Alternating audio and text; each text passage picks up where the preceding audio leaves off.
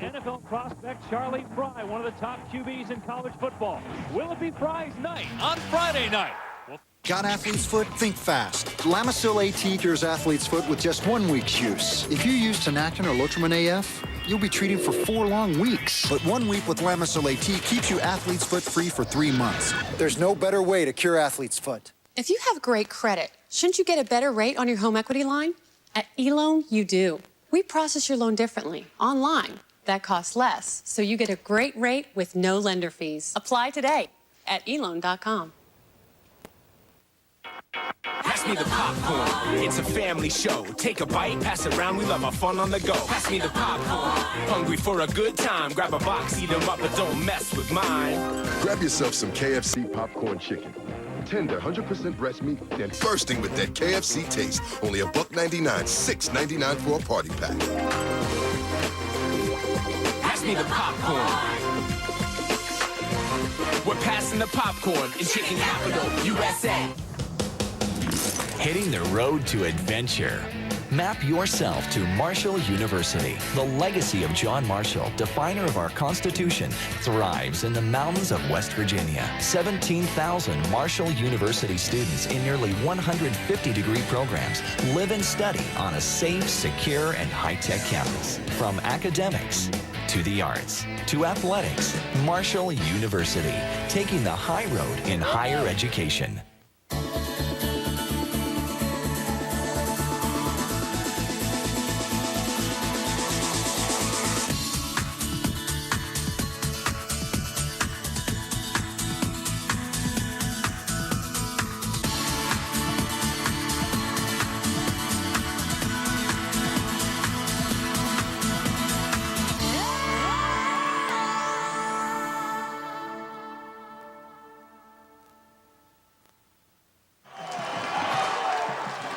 Welcome back to Akron, Ohio. Marshall taking on Akron. He's one of the best quarterbacks in college football.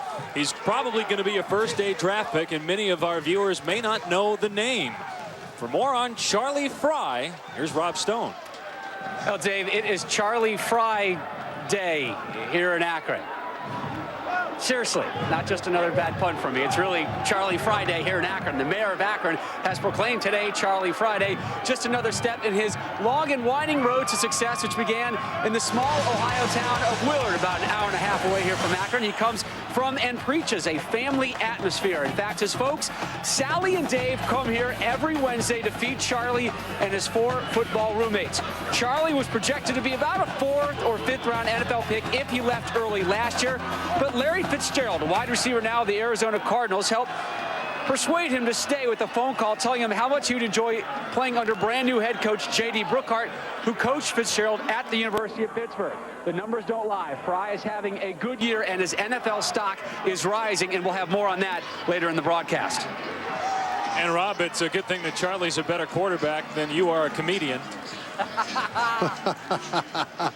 Oh, it starts early on Friday night. Yes, it does. J.D. Brookhart in his first year spent the last 7 years at Pittsburgh, where he coached Larry Fitzgerald. He was the wide receivers coach and the offensive coordinator.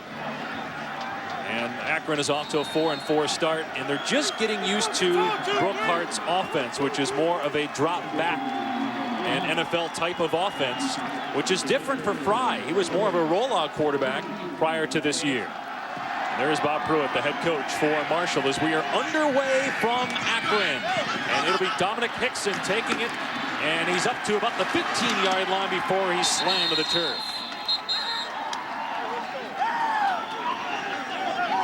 So Akron will start at the 15-yard line. Charlie Fry thought about going pro last year, but because of a middle rounds draft projection and a new coach in Brookhart, Fry decided to stay.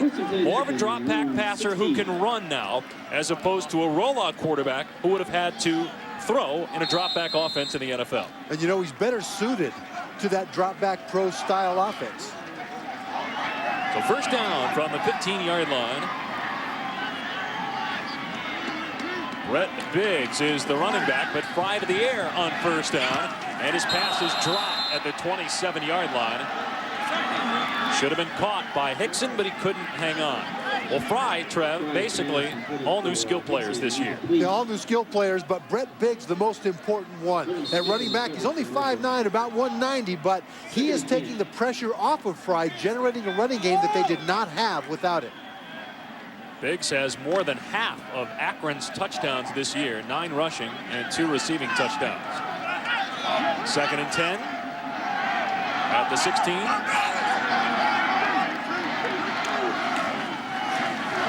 And here is Biggs trying to get to the outside, but Marshall is so fast it's hard to run sweeps against this defense. Hayes and Atkins fly to the football, and minimal gain on that carry. Here's the offensive line for Akron. And the key here in the middle, Jim Barici, the tackles will have to take care of the great ends, but Barici will be all by himself on Reggie Hayes. Key matchup inside. Hayes just had that tackle for a loss. Also has 3 sacks on the season. What makes Marshall so good on defense, those 2 guys inside, Jamal Weiss and Reggie Hayes. And we have a flag that flies in on 3rd down and 11. Goddard may have moved from his left defensive end position.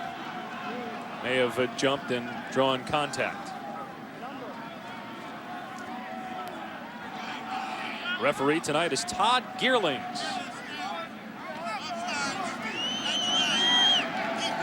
So Goddard was offside, and instead of 3rd and 11, it's 3rd down and 6. It's 3rd and 6, and that's a passing down. That's bad, because outside you've got Goddard that leads the nation in sacks, but the other end, Jameis Martin, they say is just as good. Bob Pruitt has the highest winning percentage. You see it there, 821, of any active Division I coach. 3rd down and 6 for Fry. And he has time as he stands in there and delivers complete. And Biggs is past the 30 to the 32-yard line. Brett Biggs, also a very good receiver out of the backfield. That's his 21st reception. 2 seniors and a junior in the linebacking core for Marshall. Well, we talked about Brett Biggs at running back. Keep an eye on Kevin Atkins, middle linebacker. Great run stuffer. His job to mirror Biggs. In the defensive backfield, Chris Royal, the safety, leads the nation in interceptions. He'll have his eyes on Fry all game long. Yeah, 6 picks for Royal, and he's just a sophomore. 1st down from the 32. And here's Biggs on the inside handoff. Plows forward past the 35 up to the 37 for about 4 yards. Tackled by Atkins, who led the team in stops last year with 100. Nicknamed Chief, senior from Richmond, Virginia. And there's really no weakness on this Marshall defense. The defensive line, linebackers, the secondary, there's no place that Akron can look at and say, look, we can exploit them here. Yeah, 13th in the country in total defense, and they're number 1 in the country in 3rd down defense, but they're 0 for 1 tonight as Akron has already converted a 3rd down and long.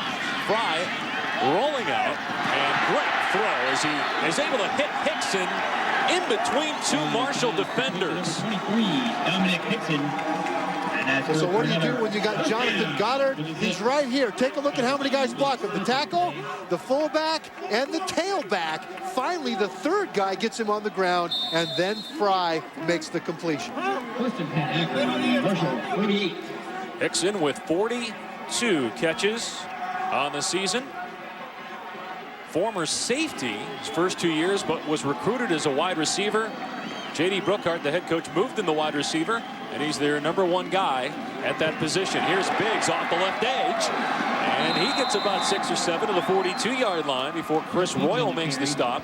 Marshall 20th in the country in rushing defense, but Akron blowing him off the line right now. Well, take a look up here. This is Jameis Martin, the other defensive end, outstanding player. But Tim Crouch, the left tackle, took care of him. This will be the key matchup all game long. How will Akron's offensive line handle the outstanding front 7 of Marshall? And while Martin and Goddard are very good players, they're a little light at defensive end.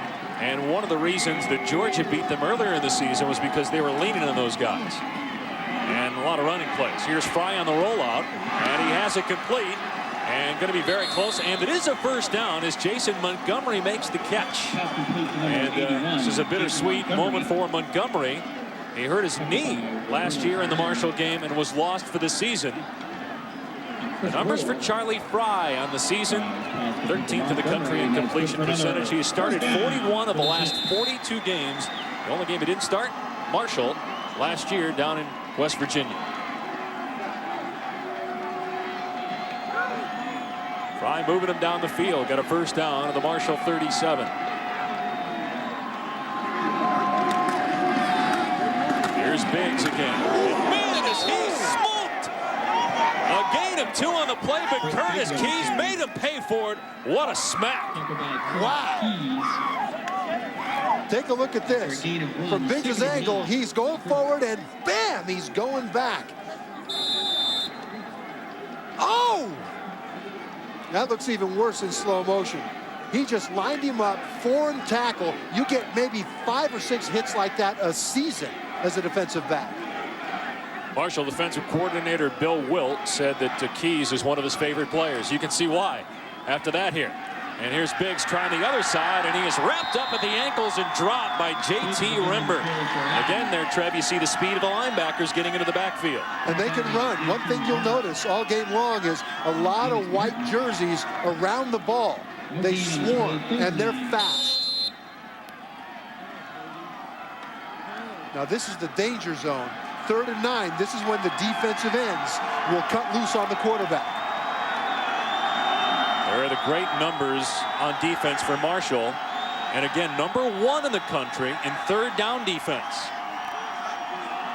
And Akron on 3rd down and 9. Flags fly, and down goes Fry as Goddard spills him at midfield. But again, a penalty flag down. May have been offside again. Goddard for the 2nd time tonight, perhaps.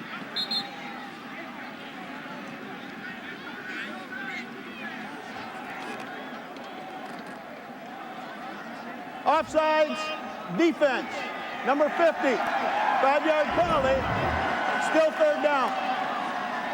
This time he stands up, but he gets caught on the hard count. He goes a little early, oops, and that's a big break for Akron because now they've got more options.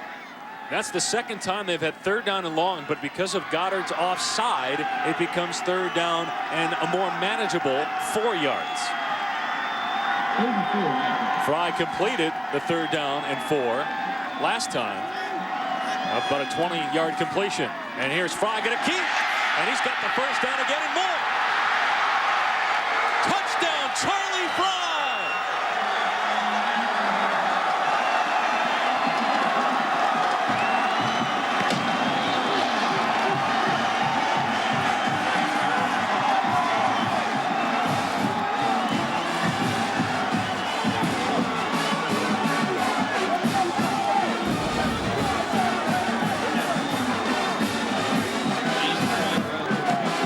Quarterback that's 6'4", 230 pounds with the speed of Fry, it adds a dimension.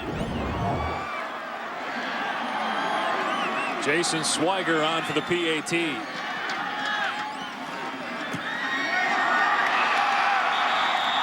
31-yard rushing touchdown by Charlie Fry. The 2 big plays on that drive were on 3rd down. Marshall is the best 3rd down defense in college football, but not on that drive. 7-0 Akron. I'm no car expert, but I do know what I want. You know what I want? more bang for my buck. More bang for my buck from a car and A car company. That's why I got a Forenza. by Suzuki. Suzuki! Woo! Protected by America's #1 warranty. Numero uno. And it's got more room and more features. Then Civic. Then a Civic. Forenza. It gives so much. And it asks so little. Who says you can't have it all? Forenza! Forenza!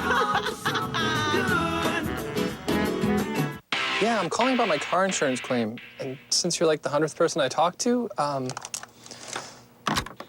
My claim number is 54737-85Q. Name Mark Powell with 2 L's. Yes, it was a fender bender. No, it wasn't. Hey, think easier. Think Progressive. We give you one person who's responsible for your claim from start to finish, so it's easier to get back on the road. Go to Progressive.com.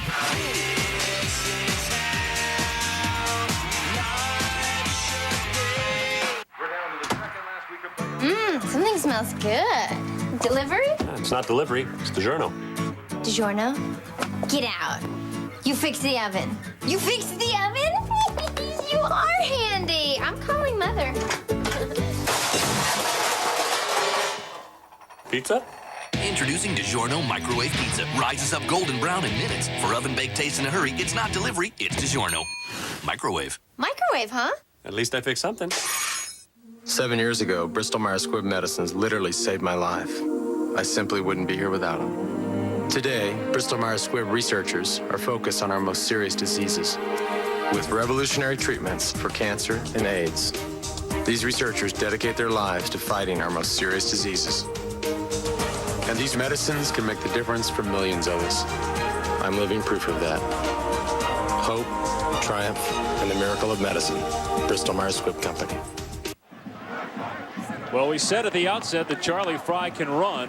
He takes off on a 31-yard touchdown for a 31-yard touchdown on 3rd down and 4. And the offensive line, look at right tackle, Mike Groskowiak, number 71, leading the way up on Chris Royal, throws the key block, and that springs Fry for the touchdown. Second rushing touchdown for Fry this season, 13th overall. Coming into this game, needed 171 yards to pass Chad Pennington and move into 4th place all-time in the MAC in total offense. Swiger booting it away, and Spann will take a knee. So Marshall's offense takes the field for the first time tonight. It's been an up and down year for the Thundering Herd quarterback, Stan Hill, who's played through all kinds of injuries this year. He missed half of last year with a knee injury.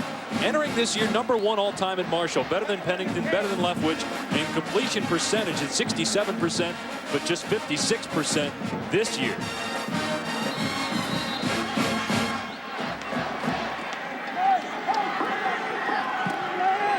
From the Marshall 20-yard line.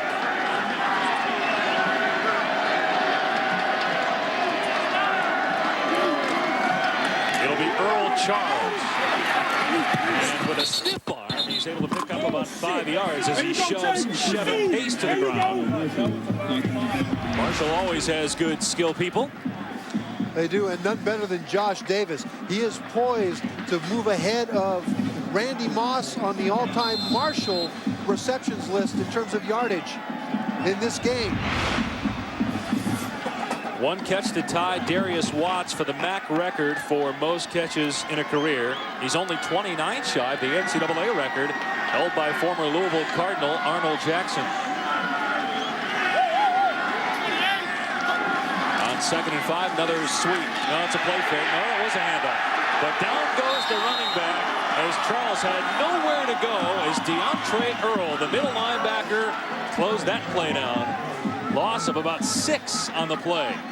The offensive line for Marshall did look very good there. Well, they've lost 4 of their projected starters prior to the season. Jesse Sato at center will be going up possibly the best defensive player on Akron's team, Kiki Gonzalez, number 97, the nose tackle. It's a matchup we'll be watching the entire game.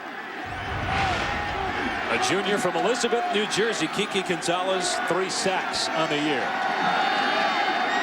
Well, Akron had 2 big 3rd down conversions on its touchdown drive. We'll see how Marshall does here on 3rd and 11. They pick up the blitz, and the pass is caught by Bates, but about 8 yards shy of the 1st down. So 3 and out for Marshall, and the Herd will punt. In the linebacking core for Akron. Chase Blackburn, the key here. He'll play some linebacker. He will also drop down to defensive end to try to confuse the offensive line. John Fuller at Rover, key to the secondary. He again will get up to the line of scrimmage and back out and play in coverage.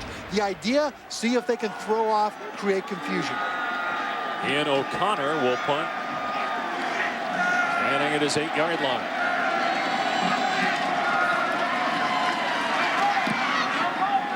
Trying to kick away from Dominic Hickson, who is one of only 4 players in the country who has a punt and kickoff return for touchdowns. 38-yard kick by O'Connor as he tried to keep it away from Hickson. But it will give Akron very good field position for its 2nd drive of the day. Charlie Fry, who is a terrific senior quarterback with a rushing touchdown already this game, and in the pregame huddle got a hug, or pregame warm-up got a hug from Marshall head coach Bob Pruitt, who told us this week that Fry reminds him a lot of former Miami of Ohio quarterback Ben Roethlisberger. Says that he can run and throw, has the arm strength that Roethlisberger does. And boy, is Big Ben having a good year with the Pittsburgh Steelers. 5-0 as a starting quarterback as a rookie. Here's a running play that goes nowhere as Goddard rips down Brett Biggs. Brian Roethlisberger, same height. Roethlisberger a little bit bigger at 241 pounds. And in terms of arm strength, Roethlisberger, the big cannon, although Fry has got a very strong arm. But the thing that both of them do is know where to go with the ball. They are both outstanding at reading defenses using vision. 2nd and 11. Fry zips that one in there to the 46-yard line. Ronaldo Williams makes the tackle on Montgomery, who has his second catch of the night. So another 3rd down at about 5. Akron's done very well on that so far. And it is critical for Akron to keep 3rd downs in manageable positions. Remember, the defensive ends of Marshall, Martin, Goddard, these guys are outstanding individual pass rushers. And if you give them positions when they can tee off on you, you're in a lot of trouble.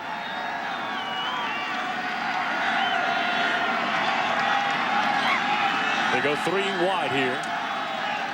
And Fry dumps it off to Biggs. And he can't make that first guy miss. Wouldn't have gotten very far anyway. Chris Royal on the tackle along with Ronaldo Williams. But you know what? That's okay. Punt, they're going to have great field position. What they did by throwing it short instead of giving those defensive ends a chance to tee off was survive a hit or potential hit on Fry. So Bill Sullivan will come on to punt. Emmanuel Spann back to receive. Spann, a true freshman from Washington, D.C. And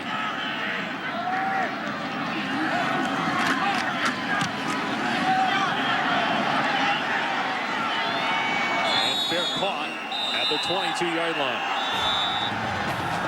34-yard punt. No return from Spann. 7-0 Akron. Marshall's offense back on the field, and we return. We've got the whole league covered on the hardest working pregame show in football. Sunday NFL Countdown presented by Old Spice, 11 a.m. on ESPN. You've got some viewing to do. Taco Bell's Zesty Chicken Border Bowl is made right when you order it, so it tastes even better. Grilled all-white meat chicken, hot steaming rice, cool crisp lettuce, and Fiesta salsa. For a freshly prepared meal, think outside the bun. I consider myself smart. In the know. Practical. Practical. So when I wanted a new SUV, I did my homework. I found the perfect one. Suzuki XL7. Tons of standard features. Tons of standard features. I like the V6. V6. I like the V6. It seats 7. Seats 7. And it comes with peace of mind. Because it comes with America's #1 warranty. It's family-friendly SUV. That's big, big. That's big on adventure. Now that's smart. That's smart. Energizer. Keep going. ESPN2's College Football Primetime, brought to you by Suzuki. More and more people are making the smart move to Suzuki. And Progressive. Think easier. Think Progressive. Call 1-800-PROGRESSIVE today. First place in the MAC East on the line tonight. The Zips leading Marshall 7-0. Marshall coming into this game perfect in the MAC at 5-0. Akron at 4-1. Miami of Ohio at 5-1. So if Akron wins, a 3-way tie atop the MAC East. Ahmad Bradshaw, true freshman running back into the game, and he goes nowhere. Bradshaw dropped at the point of attack by the middle linebacker DeAndre Earl. Here's the MAC West standings. Northern Illinois at 6-0. Toledo 1 game back. The Northern Illinois just broke into the rankings at 24, although Bowling Green might be playing the best football in the entire MAC right now. We just threw out some of those great records from the East. Only 2 teams from the MAC will go to bowl games. Most likely the winners of the Eastern and Western divisions. Here's a pass that should have been picked off by Pace right through his hands.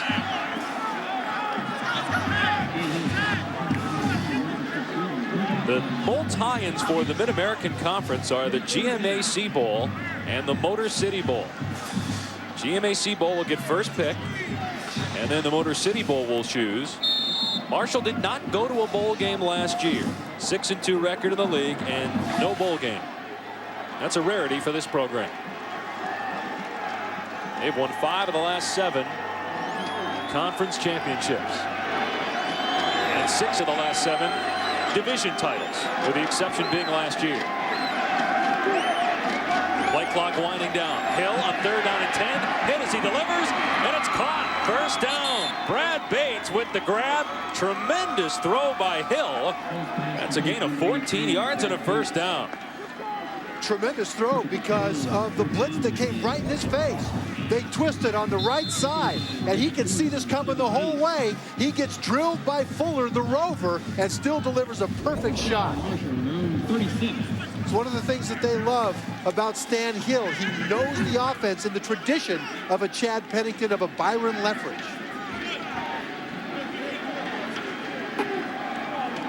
First down at the Marshall 37. And Hill out of the shotgun. And here's Bates again. Gain of about 7 or 8. 3 catches already for Brad Bates. We're in Akron, Ohio at the Rubber Bowl. Marshall winners of 5 straight. Akron winners of 3 in a row. Dave Pash with Trevor Manish. Rob Stone roaming the sidelines. Marshall and Akron playing on Friday night. Day 9 of 19 days of football on ESPN, ESPN2, and ABC. It is Charlie Fry Day here in Akron. Fry already with a touchdown, the lone score in the game. Here comes a blitz, but it's a run play. And down goes Charles, very close to the line at the 47-yard line. Dion Eli tripped him up. That 3rd down pass play to Bates was huge. Marshall did not get any rhythm going at all in their first series. They were 3 and out. They sat at 3 and 10 when that blitz, or 3rd and 10, when that blitz came in to Stan Hill, hit him right in the face, knocked him down, but he got the first down to Bates, and now they've got a rhythm going. They're starting to move the chains. We talked a lot about their defense in the open and how good they are on the defensive side of the football, as it is good enough to move the chains. The run by Charles. Bob Pruitt's always had good offensive teams. 12 players drafted under Pruitt. I mentioned Pennington and Marshall, or Pennington and Leftwich and Moss and Darius Watts, who was the 2nd-round pick of the Broncos. They've always had good offensive plays, and this is a good offense. It's just overshadowed by their defense. Not this year, though. The defense is the one coming to the fore. Exactly. From the 47. Here's Josh Davis's first catch as he ties the Mid-American Conference record for receptions, matching the aforementioned Darius Watts with 272 catches. And the lights have gone out here. The lights on the near side of the field have gone out.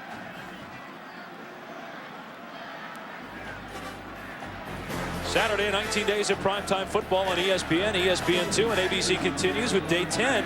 Sylvester Croom and Mississippi State taking on Alabama. College football Saturday primetime on ESPN2 at 6:30 Eastern. Croom was an All-American center at Alabama. Grew up in Tuscaloosa. Thought he had the Alabama job. But Alabama decided to go with Mike Schumer.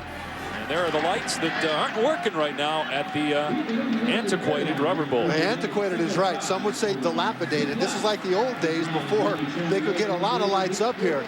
This stadium was built in 1940. The nicest thing you can say about it really is that it's a dump. You know, they really need an on-campus stadium, a new stadium. Now, the field is nice. The field turf is relatively new. But the infrastructure, the seating, it all is pretty awful. It's about 7 miles from campus, and there have been so many upgrades to the campus. J.D. Brookhart was telling us that it's an amazing transformation, what we've seen to the campus at the University of Akron over the last 9 months. New practice facility. It was a city school, and it looks more like a university now because of some of the new buildings and such. But they've got to do something about where they play their games, and that's getting a new stadium. Well, that's a huge thing, because in the past, Akron was a bit of an afterthought. But now, in the last 9 months, they've come up with a new student union, a new field house, indoor practice facility. The Denver Broncos practice here for their preseason game in Canton, Ohio.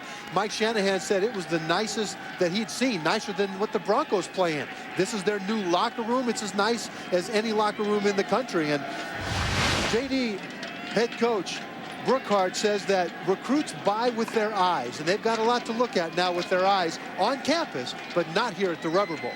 Well, we don't have a lot to look at right now because the lights aren't working. Added lights here to the stadium, and they're out right now. Akron leads Marshall 7-0. The nation's #1 football program has the game plan for the November stretch run. Boom! They got a hit. From BCS breakdown. They got to get a big, big win to impress the human voters. To analysis of all the day's games. It's going to come down to one thing. Who's going to win the battle on the outside? To Heisman handicapping. It's all about me. It's all about his category. Plus, the fall of Purdue's Kyle Orton. From Heisman favorite to benched. What happened? College Game Day, built by the Home Depot. Saturday at 10:30 on ESPN. Imagine your life with a personal assistant, 24 hours a day, 7 days a week. That's Infone. Just call 888-411-1111 or go to infone.com to join. So what do you get with Infone? You get driving directions. I am so late. Where is 1000 Oakmont? No problem. Take a ride up there. Flight information. Chicago shut down. You get hotel reservations. Put them in that room right there. You get restaurant reservations. I'm starved. How about Italian? Sounds good, but where? No problem. Movie times and reviews. Perfect, but look at the line. We'll even help you buy the tickets. And don't forget our unique voice email feature. Oh, I forgot my computer. I really need to send that email. No problem. You got your phone? Call 888-411-1111 or go to infone.com. Sign up is free. First 5 calls are free. Infone. Imagine your life with a personal assistant. Yes. Welcome back to Akron. The lights are coming back on. There was a generator problem behind the stadium with the Musco lighting, which is basically like a rented set of lights for this football field. The bank of light just started coming on about 30 seconds ago. There's about 15 large circular bulbs that emanate the light out onto the field. About 4 of them, no, make that 3 of them, are left to be completely lit. But it looks like the field is in good shape, guys. I don't see any shadows, and I think they should be able to play with it. Did you major in electricity or something at Colgate? I knew you were smart, but man. I majored in English. I minored in electricity. Okay, all right. You didn't go over there and stick your finger in that socket to make it work, did you? Well, at least they got him working. And how about Josh Davis now? He ties the MAC record for catches in a career, and the lights go out. Well, maybe the lights were impressed. He tied that record of... Darius Watts, who's now with the Denver Broncos, a second-round pick last year. They are resetting the game clock, by the way. That's what the holdup was. So 2nd and 3. And here's Bradshaw trying to get around the end. Nice cutback. And he's able to pick up the first down to the 43-yard line. Tackled by Dorian Beard, backup noseman. He set that record, Josh Davis did, of Darius Watts. Watts was drafted by the Denver Broncos in the 2nd round last year, and he made a great combo with Josh Davis. And this year, Davis hasn't had the numbers that he's had in the past. Just because Watts is gone, that's number 1. And number 2, they haven't had the production from the quarterback. Stan Hill has been injured. The offensive line has not been up to par so far this season. Marshall head coach Bob Pruitt says that Davis is better than Watts. And here he is again, getting inside the 40 to the 38-yard line before Earl makes the stop. Actually, that's Brad Bates, number 83, who already has 4 catches this season, or in this game for Marshall tonight. Well, look at Randy Moss. Great player, came here in the last year of 1AA and then moved into A. Transferred from Florida State University. Then you got Darius Watts, 2nd-round draft choice last year of the Denver Broncos. And now Josh Davis. With 1 more catch, he'll break Watts' all-time MAC record for receptions. With that previous catch that Davis had, he moved ahead of Randy Moss for make the third all-time at Marshall in receiving yards. And here is Davis with the catch at the 30. Thrown on a play by Henry. 273rd career reception for Josh Davis. School and conference record. Well, he's a state sprint champion in South Carolina, so he's got the speed. But one thing he does even better than Darius Watts is go over the middle, make the catch in traffic and take the big hit. We just saw him on the sideline catch, and we knew he could do that. But it's impressive the courage that he has when he goes inside. Caught 79 balls as a freshman, which at the time was an NCAA record. It's since been broken. Long drive by Marshall, in part because the lights went out. And here's Hill throwing on the run, nearly threw another interception as Chase Blackburn dove for it. Brad Bates, the intended receiver. But nice coverage by Akron. They don't have a lot of speed in that defensive backfield. And so they rely on zone coverage and rely on the pass rush to beat this weakened offensive line to the quarterback, Stan Hill. That time Hill had all kinds of time to throw. He still couldn't get it to a receiver. 11th play of the drive coming up. Again, that's 3 minutes and 49 seconds of game time, but about 15 minutes in actual time as Charles slips down at the 32-yard line. That's the second time that he slipped running to the right side of the field. So it brings up third down and long.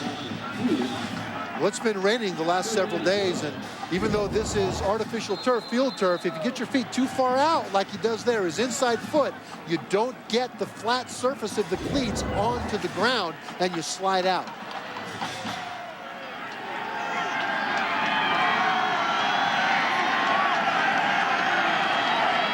Hill changing the play on third down and 11.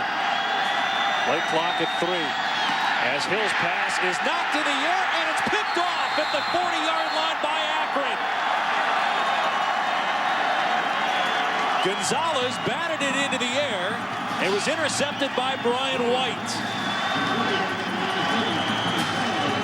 It's one of the key matchups we talked about. Kiki Gonzalez right in the center of your screen. He comes right up the middle, beats the center, gets his hand up.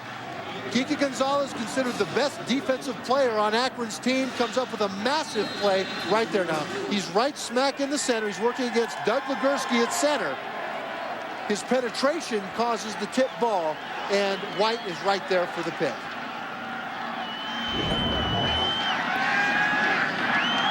Charlie Fry was the lone touchdown of the game, a rushing score.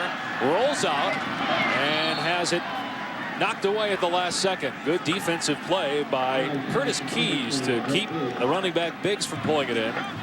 Fry is in an offense that specifies drop back passing, but we're seeing a lot of rollouts tonight from Fry. Well, we are, partly to roll away from that great pass rush of Marshall. But this is different, this offense, than the offenses he's been in since he's been in Akron, where in the past he didn't have to make a lot of decisions. In this offense, it's a pro-style West Coast offense. He needs to make a lot of decisions. From the shotgun on 2nd and 10. Inside running play to Biggs, trying to spin to the outside, but all over it is Willie Smith, the right cornerback, a junior from Florida.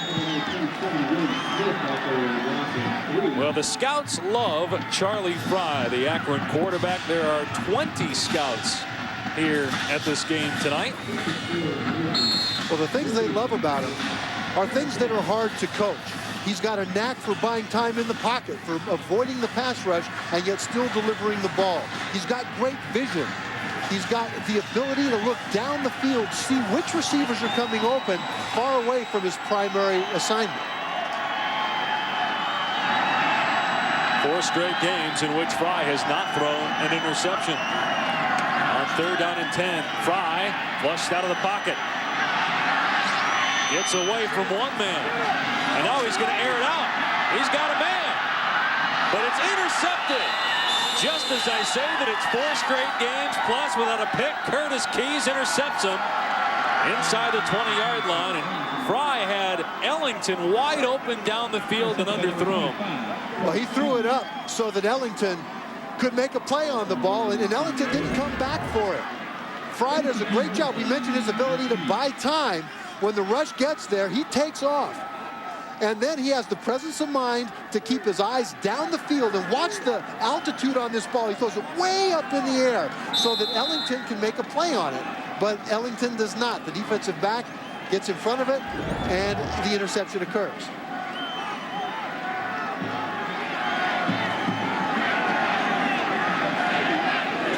So Marshall's offense back on the field with 1:16 to go in the opening quarter. 7-0 Akron. It's a battle for the top spot in the MAC East. Marshall undefeated in conference play as this run goes nowhere as Bradshaw's dropped again in the backfield by White and Blackburn.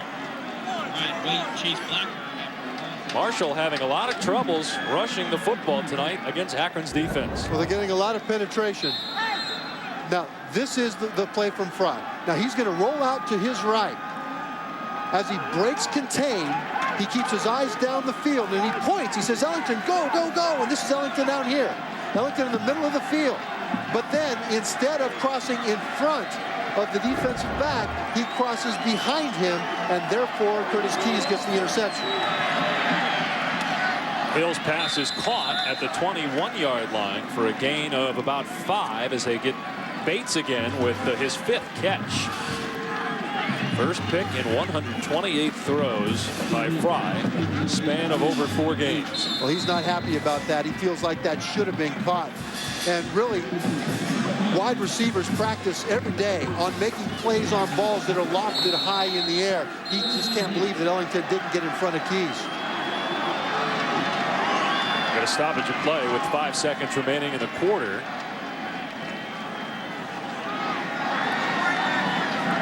The stadium clock is 7 seconds. There we go.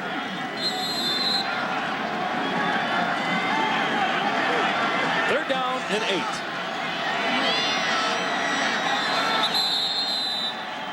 Wow. So Marshall lets the clock run out. With the score, That will end the first quarter with Bob Pruitt's team down 7-0, and a third down and long coming up for his offense. Lone touchdown in the first quarter, a 31-yard rushing score by Charlie Fry.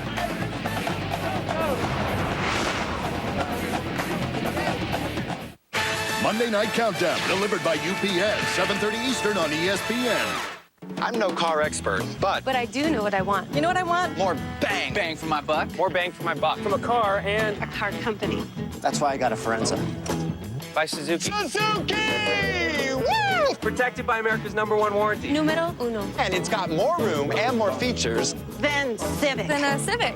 Forenza. It gives so much. And it asks so little. Who says you can't have it all? Forenza! Forenza!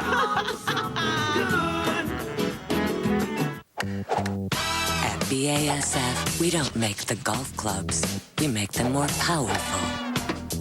We don't make a lot of the products you buy. We make a lot of the products you buy better. BASF.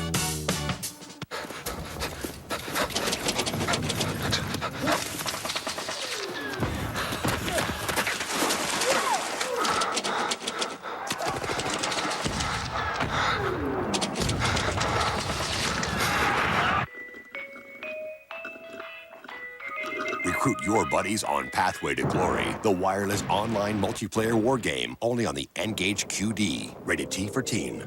Engage. Anyone, anywhere. Can I take your order? Yeah, I'll have the stuffed chicken marsala. Oh, me too. You know what? Then I'm gonna get the stuffed chicken limone. Ooh, that sounds good too. Why don't I get the limone, you get the marsala, and we'll switch? Try 2 great dishes from Olive Garden. Stuffed chicken marsala, bursting with Italian cheeses and sun-dried tomatoes in a creamy marsala sauce. And new stuffed chicken limone in a light lemon butter sauce, both with endless salad and breadsticks. Switch? Share. Olive Garden. When you're here, you're family. Remember that guy who used to be called Wild Thing? Yeah, that guy. He's back. Ask your doctor if Viagra's right for you. Yeah, that's right. My check card was stolen. They spent $1,280? No, it's just I'm going on vacation in, week. If your check card is ever lost or stolen and used. So how long will it take to get my money back? Tomorrow? We'll put back the missing money next business day. Oh, tomorrow's... Guaranteed. Tomorrow's great. Bank of America. Higher standards. Welcome back to the Rubber Bowl in Akron, Ohio. The home team, the Zips, leading Marshall 7-0 after 1 quarter of play. Akron's defense has been playing pretty well. Normally, they allow 200 yards rushing per game, and they've given up 22 rushing touchdowns this season. But Bob Pruitt's team has struggled to run the football against the Zips so far in the game. They've been forced to do a lot of third down and long situations, and here comes the 3rd down and 8.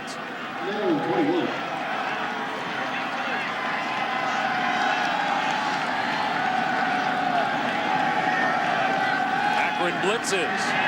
And Hill delivers as Davis makes the grab and gets to the 39-yard line for a 1st down. 18-yard pickup on the play. Dave Pash alongside Trevor Manich. And we're pleased at this time to welcome in normally the 3rd member of our crew, but he's out in Salt Lake City getting ready for Utah and Colorado State. Rod Gilmore. Rod, how you doing, man? All right, guys. How you doing? Finally decided to work without me, huh? We miss you, man. It's not the same without you. Feelings mutual. How's it going?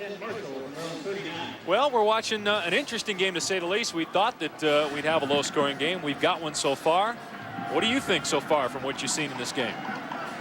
Well, I think you guys were right that it was going to be a defensive struggle, but I got to tell you, I like the way Stan Hill is playing. I think this is the best he's played at quarterback this season.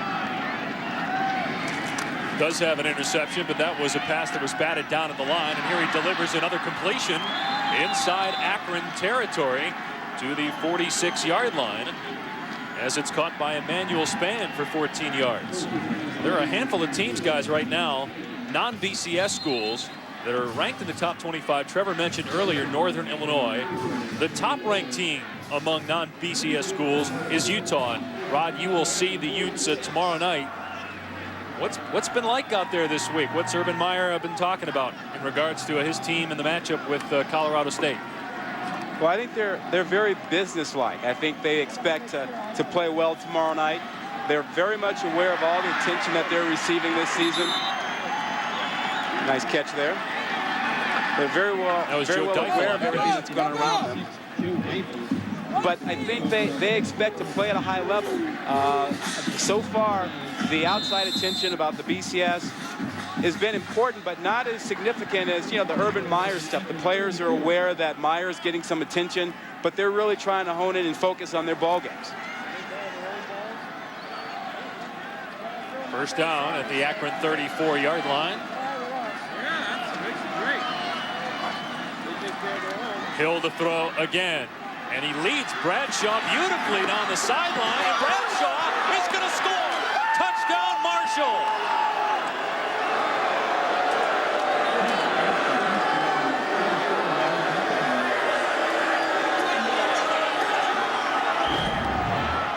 They're coming right at you. They've been hitting the middle of the field, and now they go outside. Bradshaw, very quick at running back, walks the tightrope. They miss him on the tackle, and by going outside after several plays in a row down the middle, they get that long touchdown. Bradshaw, originally enrolled at Virginia, had some off-the-field problems. UVA revoked the scholarship. Marshall is glad to have Bradshaw. You see the talent from the true freshman as O'Connor's PAT is good. Game is tied at 7 after a 6-play, 81-yard drive. It took 2 minutes and 48 seconds. 19 days of primetime football on ESPN, ESPN2, and ABC continues with day 10 on Saturday. First at 7:45 Eastern, Miami taking on Clemson. And then Utah, Colorado State, 9:45 Eastern on ESPN2. And Rod, it almost seems like Utah doesn't control their own destiny for BCS. At number 6 right now, even if they win out, the team's right behind them. If they win, we're talking Texas, we're talking Tennessee, possibly Georgia. If they win out, they're likely to leap Utah. Well, there is that possibility that one-loss teams from BCS conferences can overtake Utah, but I don't think they're really focused on that right now. And if they keep dominating in the Mountain West as they have, and pay attention to their games, they've not had a close ball game. I mean, they've really dominated. So I think they will continue to pick up votes if they do that. Then it's going to come down to the computers. But I think the coaches poll and the writers poll will be impressed with them if they continue to dominate and they don't squeak by in any ball games. Do you think they'll run up the score in order to get those votes? Well, I think that's become a reality. If you pay attention to, what Bob Stoops said at Oklahoma against Kansas, he felt like he had to go for a score. We asked Urban Meyer about that today, and he said he doesn't like to do that. He thinks it's a sad day in college football when you have to run up the score for points.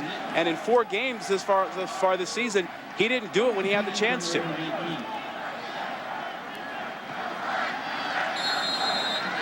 Charlie Fry back on the field. The Akron offense turning it over the last time it had the ball as Fry threw his first interception in over 120 passes.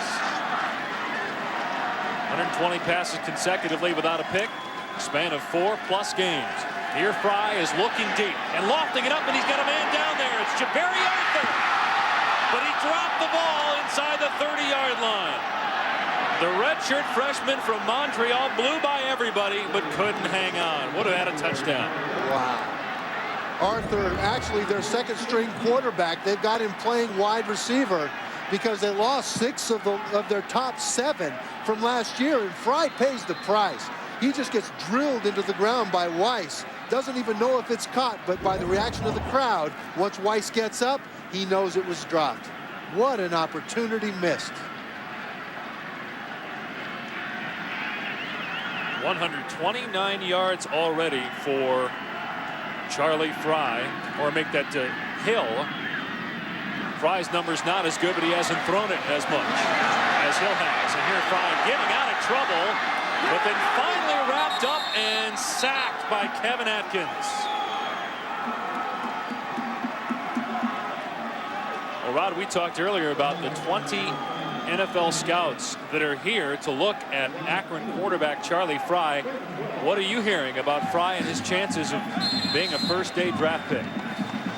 Well, everybody likes his mobility and the fact that he has, a good arm. It's not a cannon, but he does have a good arm, and he's moving very well. Even on that sack, you saw him buy some time, and he just didn't have enough time to find someone down the field.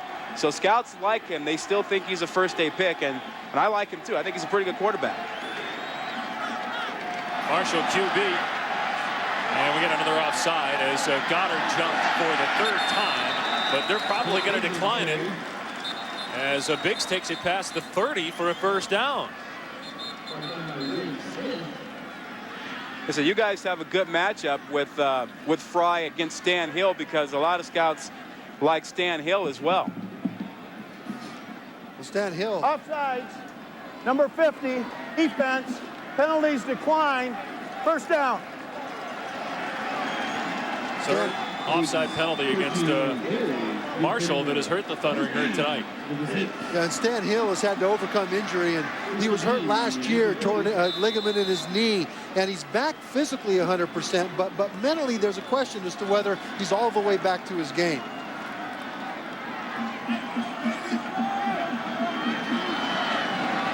From the Akron 30-yard line, first down. It'll be Biggs straight ahead. And he slams forward for about 2 yards. Let's check in with Rob Stone on the sideline. Dave, I took an informal exit poll, if you will, with some of the NFL scouts that were here pregame talking about Charlie Fry. They all agreed on a series of the topics. They all thought he'd be a first-day NFL draft pick. They all said they like his toughness, his athleticism, his feel, his presence. One scout said to me, I need to see his arm strength tonight. I know it's good. I want to see if he has enough zip on the ball. And one general manager told me if he plays in the Senior Bowl and plays well, he can move up out of a 3rd-round pick into the 2nd, maybe 1st. All right, Rob, 2nd and 8. And it's a draw to Biggs. And Marshall is not fooled. Adrian Davis, backup defensive tackle, makes the play. But another penalty flag down. This one thrown in the defensive backfield. Hey, guys, Briggs has got to hit the hole a little faster sometimes. It looks like tonight, he's danced a little bit in the backfield, and I'm sure they want him to just get the ball and go with it a little bit more.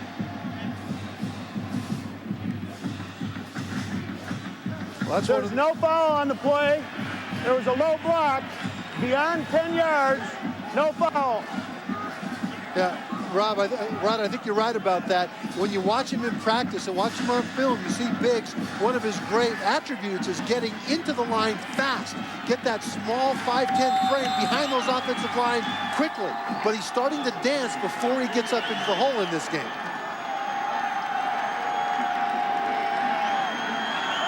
Third down and long. Akron has done pretty well on third downs tonight against the top team in the country defensively on third down. Fry going deep.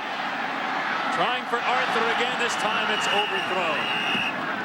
Final question for you, Rod. Any chance Utah falls tomorrow night? Well, you know, I think Utah's playing at a high level. I don't know that they're going to fall. I mean, you know, we're still talking about young men who are 18 to 22 years old, so anything can happen.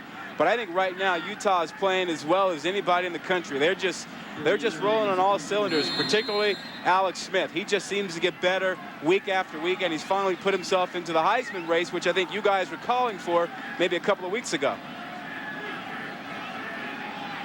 Sullivan to boot it away. Bradshaw, who has the touchdown for Marshall, pulls it in and gets drilled immediately by Blackburn. Well, Rod, we appreciate the time. I know you moved on to the big time on Saturday, but we appreciate you spending some time with us Friday, peasants. Good luck tomorrow night. We'll see.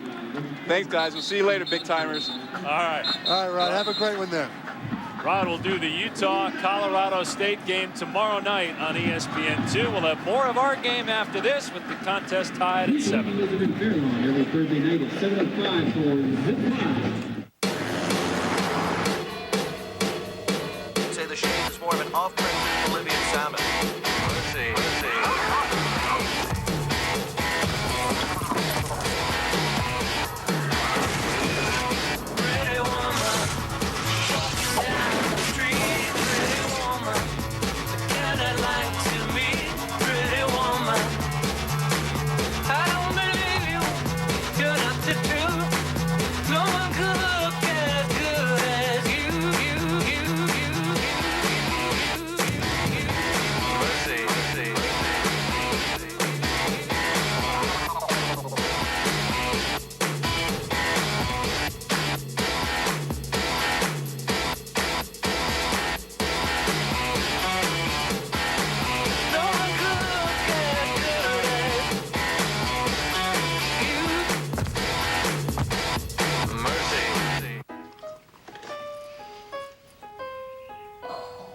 Michael Waltrip? Yes. That's cool.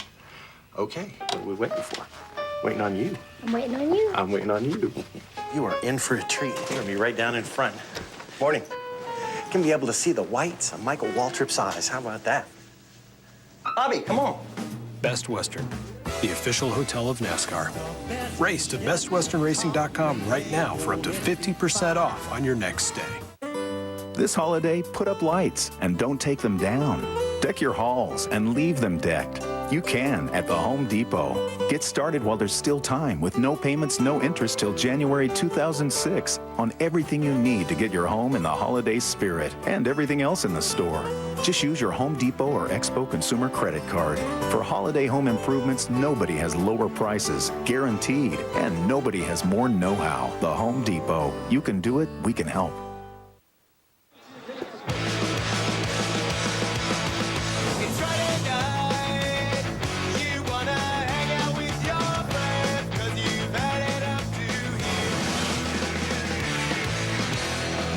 The Friday night lights are shining on Stan Hill. He's played pretty well, does have an interception, but that was not his fault. Pass was batted in the air at the line and picked off by a defensive tackle. Otherwise, Hill has been pretty good. He's got a touchdown pass. There's another one that's batted down to the line. Blackburn got a hand on it there. This is an impressive job by Akron's defense. By all rights, this group shouldn't be able to shut down, especially the running game of Marshall. And they're doing a good job with the passing game as well. Several batted passes. They're doing it by attacking the line of scrimmage, and the offensive line of Marshall is struggling with that.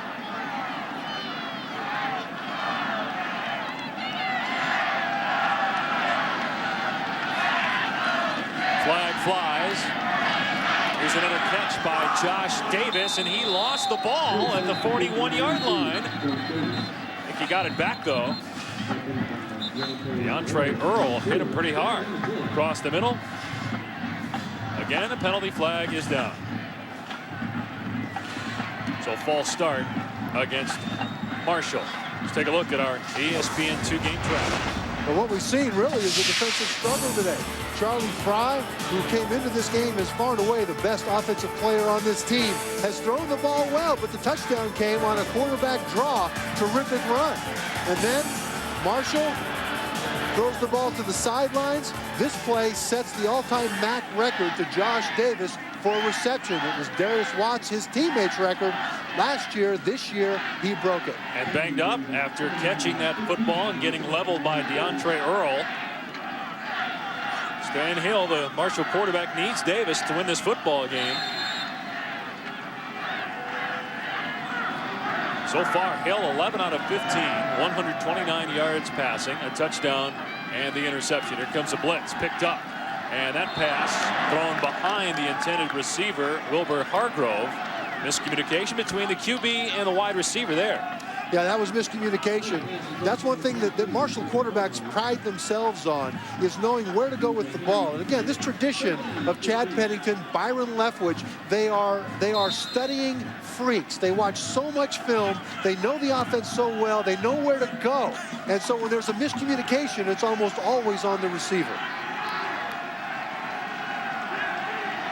They're down in 15 for Stan Hill, who played for his dad, John, at Tupelo High School in Oxford, Mississippi. And there's another terrific throw by Hill as he finds Tramel Guillory. Just Guillory's second catch on the year. That's a 15-yard gain, about a yard shy of the first down marker. And when you talk about knowing where to go, last time Akron blitzed. This time they only rushed 3. There's 8 guys in coverage. Guillory finds the hole, and Smith finds him. You aren't going to see a better throw than that by Stan Hill. He had a guy all over him. He had to adjust his arm to complete that pass. Unfortunately for Marshall, it's a yard shy of the first down, and Ian O'Connor will punt it away. Dominic Hickson set to return. Has a punt return for a touchdown already this season. And a kick return for a score as well. One of 4 players in the country with both. O'Connor with an excellent kick, but it's too good. It goes into the end zone for a touchback. Akron's offense retakes the field, tied with Marshall at 7. 9:36 to go in the second quarter. Who's rising? Who's shining? Who's next? ESPN the magazine. On newsstands now. Breakfast Club Toaster. Sonic's got it, others don't. Try a new Breakfast Club Toaster sandwich. Made with egg, cheese, tomato, ham, and bacon on Sonic's thick Texas toast. It's not just good, it's Sonic good.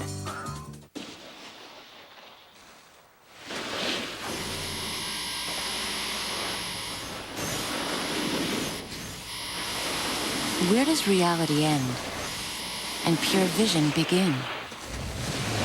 It all starts with a Pioneer plasma display.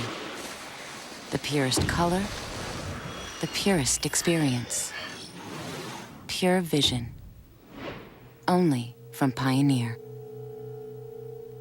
Got athlete's foot? Think fast. Lamisil AT cures athlete's foot with just 1 week's use. If you use Tinactin or Lotrimin AF, you'll be treating for 4 long weeks. But 1 week with Lamisil AT keeps you athlete's foot free for 3 months. There's no better way to cure athlete's foot. This holiday, Still not done. cook your bird in about an hour with an electric fryer big enough to cook a turkey, only from the Home Depot. Just set the automatic temperature control on this Charm Glow electric fryer and you'll get a juicy, perfectly browned turkey in record time. All for only $99.98. Order now to get free shipping. So call, click, or visit your local Home Depot store today for inspiring gifts. And our gift card. It's on everyone's list. I'm done. The Home Depot. You can do it. We can help. ESPN2's College Football Primetime. Brought to you by Sonic. It's not just good, it's Sonic good. We are right next to the Soapbox Derby. Trev and I had our rental cars out there before the game. Right next to the Rubber Bowl here in Akron, Ohio. This is also the first nationally televised home game for Akron since 1986. Talk about that Soapbox Derby, boy. You can wipe out fairly spectacularly in a Soapbox Derby. Charlie Fry on first down, hands off for Biggs. Does a lot of dancing, but nowhere to run as he is stood up at the line by Atkins and Wilson. 1986, we said the last time that there was a home game televised here in Akron. J.D. Brookhart, who was in his first year as head coach, was playing wide receiver at Colorado State back in 1986. Originally walked on at BYU, then transferred to Colorado State, had a tryout with the Rams. It failed. Then he went into business for himself, was a salesman until the mid-90s when he got into coaching. More on that after this play. On 2nd and 10, Fry on the rollout. And he gets taken down in line of scrimmage. Brings up 3rd down and long. Well, he got sales training from Xerox, but realized even though he was working 6 hours a day, making 6 figures, he was not happy. He wanted to get into coaching. And so he had a friend who knew Denver Broncos coach Mike Shanahan. He got an interview with Shanahan, and for a half an hour, Shanahan told Brookhart he had no place for him. 11 objections. Brookhart, at the end of that half hour, overcame all 11 and got himself on to be an assistant in training camp. Assisting what? Oh, putting gas in cars, passing out practice jerseys, but that's how he got his start.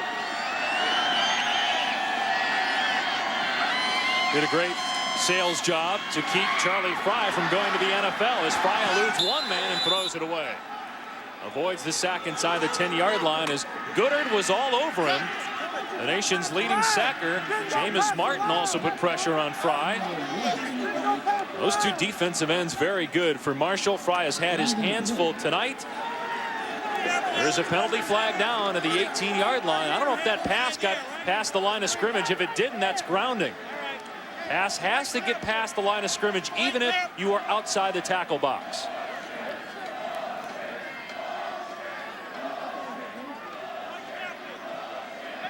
And they're going to bust Fry here, it looks like. Yeah, if you're inside the tackle box, the ball has to be in the vicinity of a receiver, regardless of where it is. If you're outside the tackle box, you can throw it away, even if there's not a receiver there, as long as it lands outside or beyond the line of scrimmage. No, it did not. That's close. The right call. No, I think it looked like when he threw it out of bounds, it landed out of play at about the 17. Yeah, it did. It wasn't heinous, but it was not all the way to the line of scrimmage. So now Bill Sullivan has to punt 3 yards deep in the end zone.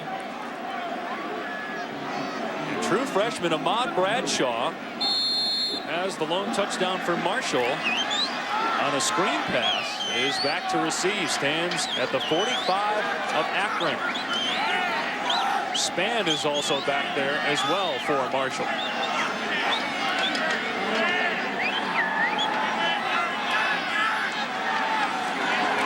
Take the clock down to 5. And it'll be Spann with a great chance at a return, but he stumbles and falls down at the 41-yard line. Yamari Dixon on the stop. There is a penalty flag down, going to be a face mask. Somebody got a hand in there and grabbed the mask of Spann. It'll probably be a 5-yarder instead of a personal foul. But face mask should be the call here against Akron. Yeah, the difference is a 5-yarder is when... No foul on the play. Didn't call it. The play was pushed. First down. Interesting.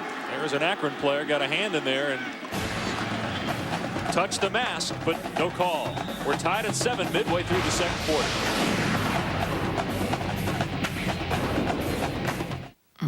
Hey, baby. It's been a while. What do you say we get together? You know, just for old times. Couches can be so seductive. You need serious motivation to get up and move on. Garmin Forerunner, the wristband personal trainer with GPS, calculates speed, distance, pace, navigation, even calories burned. Forerunner, a better way to run for your life. Over here, baby. Oh. My cable company's acting different, and frankly, it's freaking me out. Call us if you have any questions. Lately, they've been using these new words like yes. And they're on time, and they're friendly. I mean, who does that? Suddenly my TV cable is supercharging my computer internet, and my computer is acting more like a TV. Bam, it's right there. That's not right. It's giving me the willies. That was then. This is Comcast. As you can see, the phones never stop ringing here at Safe Auto Insurance Company. Right this minute, people just like you are calling and getting car insurance while they wait. Truth is, many people find out too late what the penalties are for driving without insurance. You could lose your license, pay heavy fines, even get your car impounded. So call right now. As you can see, representatives are standing by. Play it safe. Pick up the phone. The call is free. Pick up the phone. The call is free. It's 1-800-SAVE-AUTO. Save Auto. Welcome back to Akron, where we are tied at 7s. We are joined now by the man who we saw the opening of our broadcast, give him a little pep talk, two-time Pro Bowler. And tell me a little bit, Junior Seau gave you some motivation, Jason, for that emotional speech, didn't he? Yeah, he gave us a very heartfelt speech this past week after he got injured and had to go home and get surgery. And so when Coach asked me tonight if I talked to the team, I thought for a minute, I didn't want to because I didn't have anything to say. And I thought, heck, I'll just use Junior's and kind of put my own words in this. I'm not plagiarizing, but it was, what I said was true, and what Junior told us was very true. It's a great game. You're here to be honored at halftime, put in the Ring of Fame here at Akron. Tell me a little bit about the MAC and why are we seeing so much high-level NFL caliber talent coming out of the MAC, coming from schools like Marshall and Akron the last couple of years? No, you get a few guys that come out and have success from relatively small football schools in a small conference, and they have some success, and it opens the eyes of, I think, GMs and personnel guys in the NFL and give more guys shots. And there's so many guys playing well now from this conference, and mainly you think of Randy Moss and Chad Pennington, and there's a lot of guys in this league that can play. Charlie Fry's going to have a chance to play in this league in the NFL sometime, and there's a lot more out there that's going to find them. From your defensive standpoint, what's your impression of Charlie Fry? He's doing well. I think he's a good quarterback. I haven't seen a whole lot of him play. I've heard a lot about him. I've seen him tonight. He can throw the ball for sure, run around, make some things happen, but he hasn't faced me yet. So when he gets in our league, we'll be out. This will be a little different ball game for him, but he'll be all right. I like the threat, Jason. Very nice. Enjoy your flight back to Miami, where he's flying back and bringing his GM, Rick Spielman, with him. I love it. I can't wait for the dynamics on that flight. Yeah, I was going to say, Rob, interesting that Jason would say he hasn't played against me yet. He might be on Jason's team next year. Rick Spielman, the Miami GM, has been watching film on Fry, and he's not the only one that thinks that Fry will be an excellent NFL quarterback. And Miami Dolphins have been struggling at quarterback, and so it's possible they might pick him up. And he'll fly back in a private jet, a Citation 10. That's a fast jet, about 600 miles an hour. Taylor a little bit lighter in the wallet this week, finds $7,500 for a late hit on Mark Bulger of the St. Louis Rams a couple weeks ago. Still has enough to pay for the plane trip, though, as Davis pulls it in inside the 5 and gets to the 1-yard line before he's tackled. Ageman on the stop, but Josh Davis nearly had his 4th touchdown of the season. And credit the offensive line of Marshall, the much maligned offensive line of Marshall, giving protection. He was able to set back, step up, deliver the ball on time. And when the offensive line has given Smith protection, he has found the open receiver and made the completions. Davis is playing hurt, too. Had to hobble out of the game again. 1st down and goal. Touchdown, Marshall. Earl Charles with the touchdown from 1 yard out.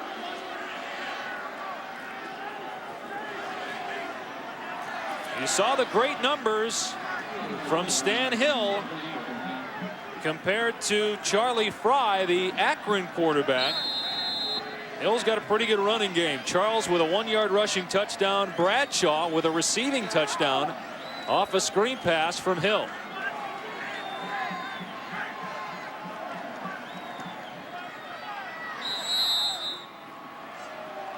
Extra point good. 14-7. Marshall takes the lead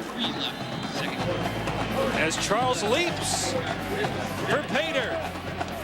Hill leaps for joy. His team is up by 7. Oh, what a beautiful morning. It's great to be alive. For those who never quit, the battery that never quits. Energizer. Keep going. This holiday, put up lights and don't take them down. Deck your halls and leave them decked. You can at the Home Depot. Get started while there's still time with no payments, no interest till January 2006 on everything you need to get your home in the holiday spirit and everything else in the store. Just use your Home Depot or Expo consumer credit card.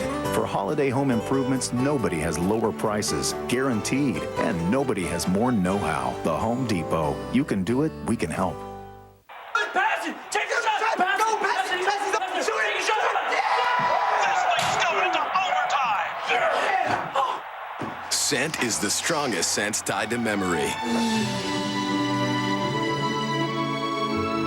All right, everybody, we're back. How will you be remembered? Introducing Red Zone Body Spray in 4 great scents that all last longer than the leading body spray. He's so great.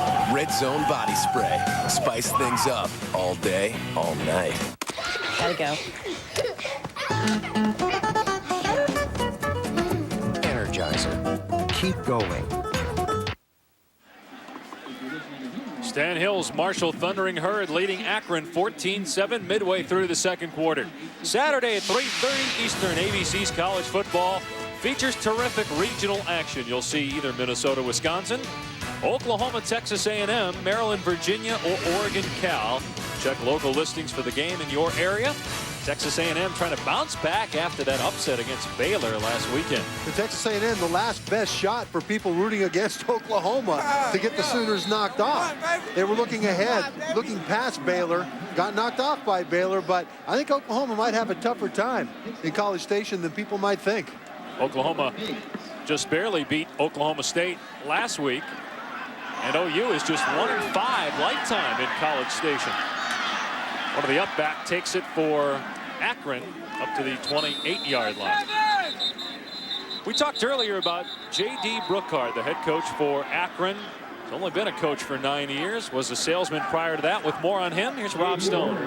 Yeah, he's starting to blend in his business background with his coaching duties. He's taken the recruiting process, broken it down to deliverables, cost requirements, and how best to market it. He told me of a story before the game when he was at the University of Pittsburgh where he gave a highly touted recruit a written proposal on why his school was best for him. Also, this is interesting, guys. Starting this offseason, he's going to have all of his coaches take a sales training course because, after all, recruiting is basically selling your school. And he uses the basic tenets of selling. You don't tell people what they need. You find out what their needs are, and then you meet it. And he is lifting the Akron program to meet the needs of recruits. Okay, do they stick with the 1 out? Brookhart did an excellent job running the offense for Walt Harris at Pittsburgh. Spent 7 years at Pitt before taking over at Akron. We're seeing some great play out of the quarterbacks tonight. Hill for Marshall and Fry for Akron as Fry finds Hickson for about a 12-yard completion and a first down. Well, the reason Fry's here is because Brookhart did a great sales job on him. Fry wanted to come out possibly as a junior last year to the NFL. Found out he'd be about a 4th-round draft pick. That would be around a $200,000 signing bonus. And Brookhart told him, if you stay with my system for a year, it's an NFL system, you will learn things the scouts want you to know. Your stock will rise. From the Akron 45, Jarrell Ringer, the backup tailback, gets creamed at the 48-yard line by Chris Royal. Got about 8 yards, but he just got pasted. Go back to Rob. Well, the NFL has taken its draft research to new levels lately. You know, the Wonderlic test, all the interviews they have with the players. So why not college football and its recruiting? J.D. Brookhart says the same thing. In fact, he's partnering with the CEO of a Boston company trying to develop a psychological-like aptitude and attitude assessment for recruits. I'll have more on that after this play. All right, 2nd and 3, Rob. It'll be Ringer again, and he finds a hole. and finds the 43-yard line, which is good enough for the first down. Roger Garrett on the stop. Rob? He's working with John McMahon, a CEO of a Boston company and a sports psychologist on the project, which is really in its infant stage right now. Project working on kind of developing some open-ended questions that are both valid and reliable during an interview process, and also having a multiple choice-like questionnaire so you can try and find out more about a player's personality, his durability, his character, things like that. That's hard to measure with a stopwatch and game film.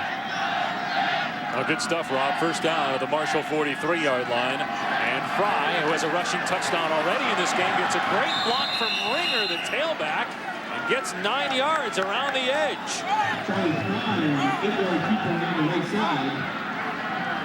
Well, Ringer, number 40, throws an absolutely terrific block. This is a pass-run option, and now there he is right there. He pulls it down, Fry does. The block is made, and that is just a spectacular combination. Ringer, a junior from Dayton, Ohio, was number 1 on the depth chart entering the year. That's because they didn't know about Brett Biggs, who was a junior college transfer. And Biggs has become the top tailback, but Ringer's still pretty good. Nice move there to pick up the first down to the 32. Roberto Terrell on the stop. J.T. Rembert assisting on the tackle. But one of the things on that psychological test they want to know is how likely is this player to be accountable, coachable, wanting to learn. And the more like Charlie Fry a recruit is, the better. After 5 days of this coaching staff being here, they finally made a key to the office for Fry because he was here when they arrived, and he was still here after they had left to study. Brookhart says that Fry's best attribute is his intangibles. Film study and the like, as he finds Hickson on a flanker screen to the 20-yard line, and he gets just slammed to the turf by Marcus Hairston. There's some popping going on down on that football field. There's some popping and there's some precision going on. Marshall finally got their offense uncorked. They took a short field down to score a touchdown, and Fry now is answering.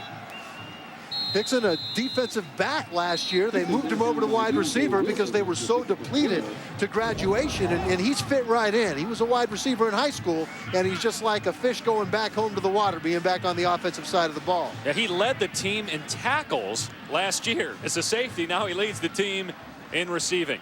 Well, Marshall's coaches were very impressed with that move. They wondered how on earth on a defense that ranked extremely low do you take your leading tackler and move him to the offensive side of the ball. But he has responded very well, and it's Charlie Fry that really made the coaches aware of how good Dixon was as a receiver because he threw the ball to him early in his career before he moved to defense. So Charlie Fry throwing the ball on the move, finding Hickson, again, buying time with his feet, finding the open receivers, and then when it's time to run the called play, he's got enough speed to break it out, and so far, he's got the only touchdown for the Akron Zips so far. A lot of people comparing him to Ben Roethlisberger, and we saw him run like Roethlisberger on that touchdown. We've seen him make throws on the run. We've seen the deep pass. 5th all-time in total yards in the MAC coming into this game. And he can move up. With the rest of this season, he can very well move up into number 2 behind Leftwich. Biggs back into the game, trying to bounce to the outside. Taken down to the 18-yard line for a gain of 2 or 3 by Keys. And Biggs is a great story. Junior college transfer from Fort Scott Community College. The only reason he's here is because his head coach at Fort Scott is now the running backs coach, Kevin Verdugo. And they didn't really know if they wanted Biggs. He was so small, they didn't know that he'd be durable enough. But then they asked themselves, can I hand this off against Penn State to this guy? Will he be accountable? And they said yes. On 2nd and 7, Fry fakes it to Biggs. And he gets cut down to the 15-yard line by Keys. Another 3-yard pickup. It'll bring up a 3rd down and short.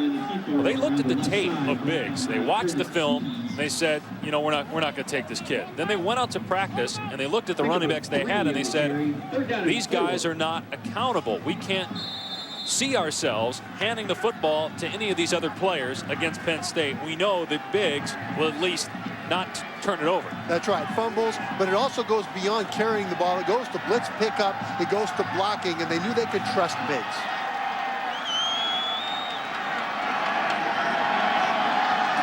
And apparently they trust him on 3rd down and 4, and so it was a fake, and then Fry is taken down at the 20, lost about 4 or 5 yards, and what speed. Goddard just chases down Fry. Another sack for the nation's leader, Jonathan Goddard. He's been relatively quiet today, but that was a huge play because that stops them on what was a momentum drive heading into a potential touchdown, forces them into a field goal attempt. Jason Swigert will attempt a 36-yard field goal. Second team All-MAC last year, former walk-on, and the 25-year-old hits the upright, no good. Swigert's attempt from 36 yards was no good. 4th miss in 10 attempts this year by Swigert. And this is huge. The momentum that was Akron's going into the end of this second quarter turns into absolutely 0 points. Boy, so you try to do that again. That's a pure accident. Didn't look like a very good hold, though. Weren't able to get the ball down, and that messed up Swigert's rhythm. Don't forget, ESPN2 halftime report coming up next. Marshall leading Akron 14-7, just over 3 minutes to play. Marshall quarterback Stan Hill is having a terrific half, and you could make the argument that he's outplaying Charlie Fry, the Akron quarterback, in this game so far. Earl Charles picks up 7 yards on the carry. Jay Rohr makes the tackle. Watch this hole open up. Again, the Marshall offensive line doing a terrific job. This time it wasn't a blitz. They were laying back expecting a first down pass, and the offensive line took advantage. Marshall's won 6 of the last 7 MAC East titles. No bowl game last year. Finished 2nd in the division at 6-2. They lead the East this year at 5-0, and they control their own destiny. If they win out, they'll go to the MAC championship game and be assured, most likely, a bowl berth. Here's Charles getting into the secondary. And finally twirled to the turf at the 45, but that's an 18-yard run. Charles again on the run for Marshall. Brought down by Henry after the first down. We're at the Rubber Bowl in Akron. Marshall, winners of 5 in a row. Akron has won 3 straight. Dave Pasch, Trevor Matich, and Rob Stone. Akron wins tonight. Day 9 of 19 days of football on ESPN, ESPN2, and ABC. There will be a 3-way tie atop the Mid-American Conference East. That's important because only 2 teams from the MAC are assured bowl bids. One likely to come from the West, the other likely to come from the East.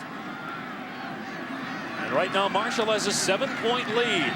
And here's Bradshaw on a screen. He scored on this play earlier, and he makes some nifty moves there to get back to the line of scrimmage. Wayne LaFall on the stop.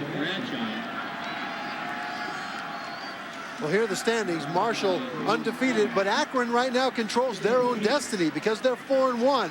If they beat Marshall, they will hold the tiebreaker should those 2 teams win out for the rest of the year. You look at the West, Northern Illinois all alone up on top. And again, Bowling Green playing terrific ball now, but Northern Illinois knocked off Bowling Green earlier in the season. They hold the tiebreaker. From the 45-yard line.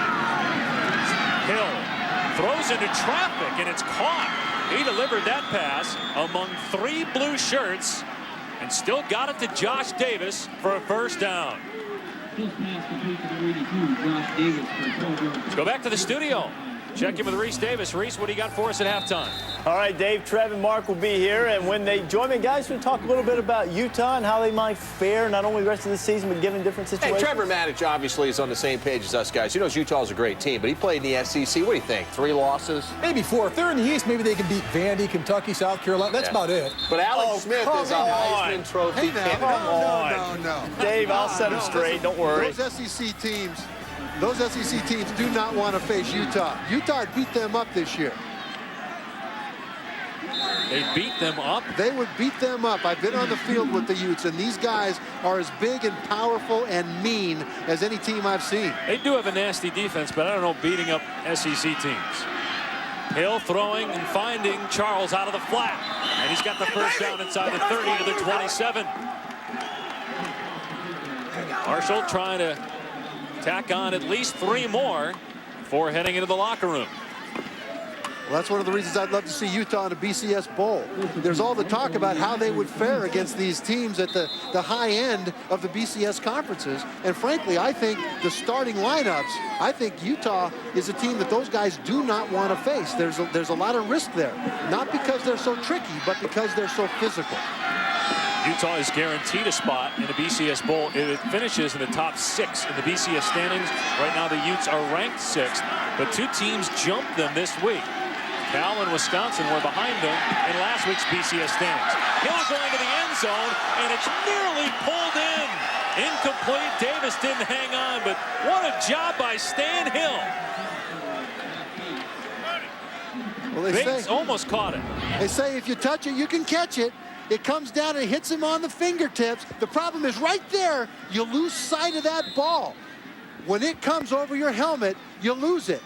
Hill thought it was good, but no.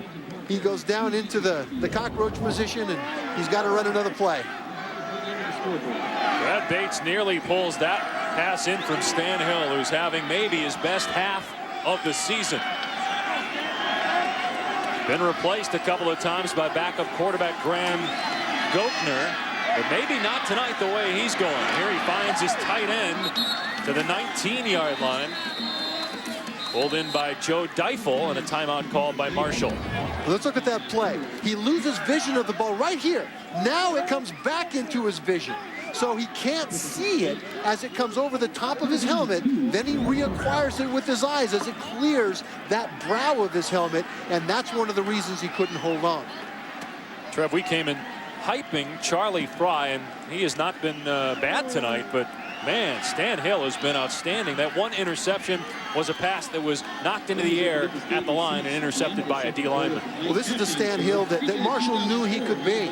Last year, before he was injured against Tennessee, they said that he was as effective and as skilled as Chad Pennington, as Byron Leftwich. But after he got hurt, he has worked to get his way back, not just physically, but his confidence. And now we're starting to see that same Stan Hill from last year before the injury.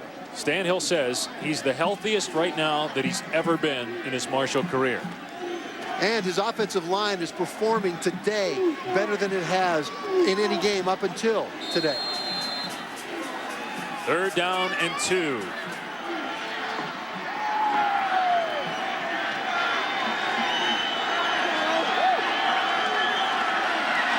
Hill with time, going to the end zone. Another drop ball, this one by Davis. Bates dropped one earlier on this drive, and now it's Davis letting one slip through his mitts. How on earth do you explain that? This is the MAC's all-time reception leader. You go back in time, this one just happened, drop, and this one happened before that, another drop in the end zone. There's not much more Stan Hill can do. 35-yard field goal try by Ian O'Connor, but they've got to reset the play clock. It was at 0. 21 seconds remaining in the half. Marshall by 7, and you said it, Stan Hill is doing all that he can in this football game. 25-second clock. But either way, what a huge break for Akron. Huge break, because now as they go into the half, they will be in striking distance whether or not this field goal is good. Ian O'Connor missed a 35-yarder earlier this season against Ohio State. They call this a 36-yard attempt. And he misses this one.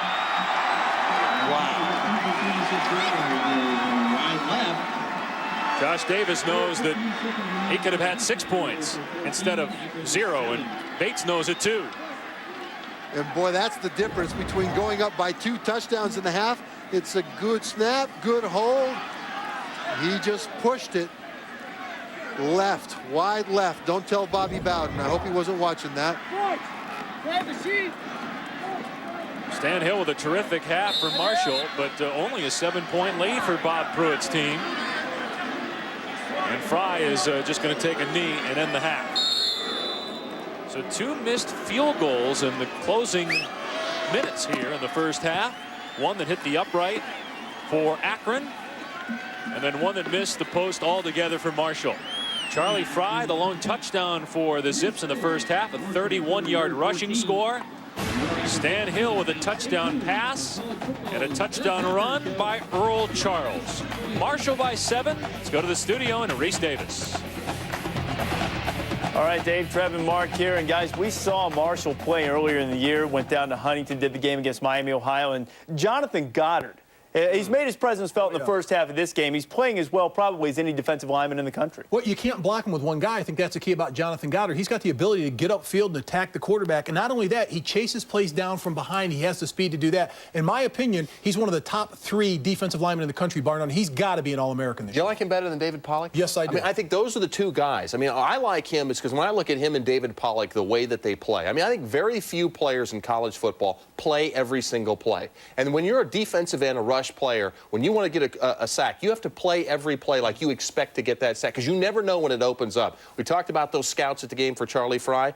Don't miss the fact that Jonathan Goddard and Stan Hill know the fact that those guys are sitting up there watching Stan Hill 19 of 25 so far. Yeah. I'm telling you, it's real. You know what really impressed me about Goddard? He's got a motor. He never stops. That motor just continues to go on every play. You can put him on special teams. You could put him anywhere on the field. He's going to excel. He is blocking punts. He does everything. He has. He's excelled so far for Marshall all season long. Thundering Herd up by a touchdown at the break. When we continue on the College Game Day halftime report, we'll do a little hypothetical situation. So you've been wondering how Utah would fare if they were in a big conference. I wonder if Trevor Maddich has seen Auburn up close and personal. Walk out Georgia or Tennessee. Go see Auburn. And ain't nothing like them nowhere. We'll take you to the land of dreams. ESPN puts the spotlight on the highlight with ESPN 25 The Book. Available now. At BASF, we don't make the snowboard, we make it stronger. We don't make a lot of the products you buy, we make a lot of the products you buy better. BASF. Only a Moen faucet puts pause control right at your fingertips. It'll help you with those important tasks. Or not. Moen. Buy it for looks, buy it for life. Wallace is going to push it himself. Drives the lane. Takes it strong to the hole. This is shaping up to be a blowout.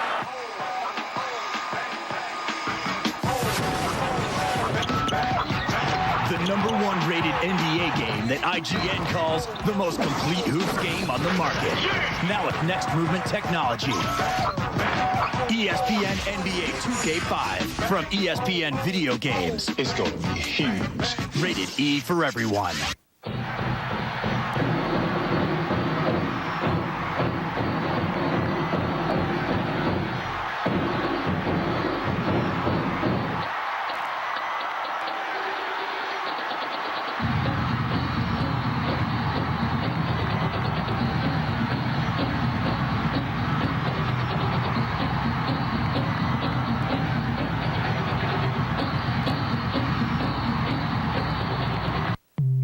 Looking for more entertainment for your TV? You could try Comcast Digital Cable or a satellite dish.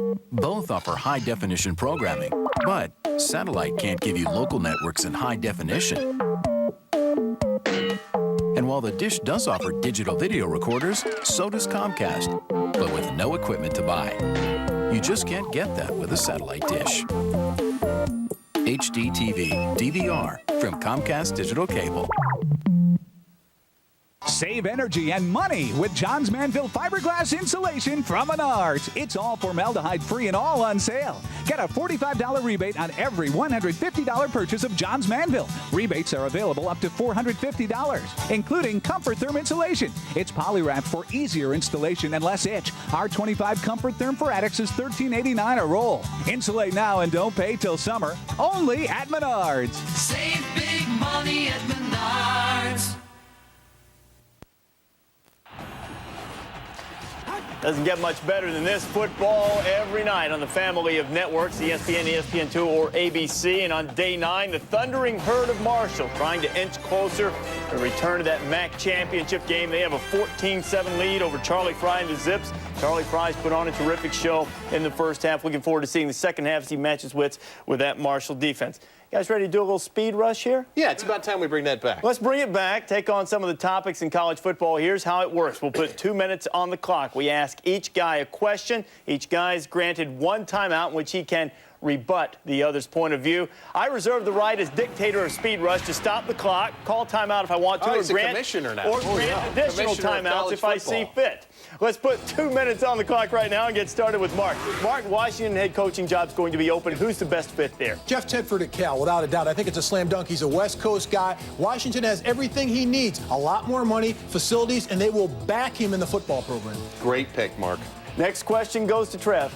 Trev, if Utah played in the SEC, how many losses would they have? I think Utah would be a terrific team in the SEC. I think they'd have 3 losses. I mean, I think it's a team that would be competitive week in and week out. They'd win some games they're not supposed to. They'd probably lose some games they're not supposed to. They'd be a good team. I'll give you a very good team in the SEC with 3 losses. Because the SEC is the best conference in college football. A very good team in the SEC has 1 or 2 losses. You're going to a major bowl game. I'm just telling you, this team would be in a Capital One bowl. This is a good football team, and they could compete. They just wouldn't win it. They couldn't. They don't have the depth. Let's wind the clock now. Responsible opposing views. Mark, this one's for you. Who's got the better chance in that jumbled Big 12 North, Iowa State or Nebraska? It's got to be Nebraska. The black shirts are back. Bill Callahan's done a wonderful job there. They're finally accepting his coaching, and the program is settling down. I like Nebraska. They'll be in the championship game. The Big 12. And Walt Harris is a terrific coach. I just want to say. There are so many subplots when you two guys go into that. Marv Seiler, the ghost of Marv Seiler in Jack Trice Stadium. Trev, what program's disappointed you? I think Ohio State. I mean, guys, look, it was a team that was top 5 in the nation in the preseason, maybe top 10. You know, had a terrific defense, special teams, and they have just fallen out. I mean, we knew their offense wasn't very good, but they can't run, they can't throw, and now the defense is a sieve. Ohio State, a huge disappointment. The other side, Mark, what program surprised you? It's got to be UTEP. You look what Mike Price has done at UTEP. This is a program that's only won 6 games total in the last 3 years. They've won 6 games this year. They're on course to win 8 or 9 games. I think it's got to be Mike Price and his program at UTEP. Trev, what quarterback, a lot of guys very similar, has separated himself from the Heisman pack among the Heisman contending quarterbacks? Well, you mentioned quarterbacks. That's the whole story here. But I think it's Alex Smith. I mean, you look at all those guys out here. Here's a guy with 20 touchdowns, only 2 interceptions. He's got 8 rushing touchdowns. He actually rushes for 50 yards a game. He brings another dimension. I'm telling you right now, I know it's the Mountain West. If I was picking a quarterback for the Heisman, I would pick Alex Smith. He's been the best quarterback so far this year in college football. I'm sorry. You know what? As in my role as commissioner, I'm going to grant Mayday an additional timeout because with facial expressions like that, you simply must rebut this if you feel this strongly. Forget about Jason White, Matt Leinart, Aaron Rodgers, quarterback that you've been boasting about for the last month. All of a sudden, you're taking the guy Alex Smith. I have never boasted about other quarterbacks, Mark. I've been on Adrian Peterson and Reggie Bush from day one, and don't start that. You haven't mentioned Aaron Rodgers last week? I mentioned him as a candidate. All right, 6 seconds left. I will say the numbers are pretty impressive, Mayday. I mean, you 20 can't deny the touchdowns and numbers. 2 interceptions for Alex Smith. Maybe He's got the highest quarterback rating in a decent conference. And he has been notified that he is among the Heisman Trophy aspirants. Yes. You missed it. He said I heard what he said. Yeah, if he played in a major BCS conference, it would be more impressive. But I'm saying that he's done an outstanding job, and I give him all the props. I just want to see him run that offense against Auburn's defense. Yes.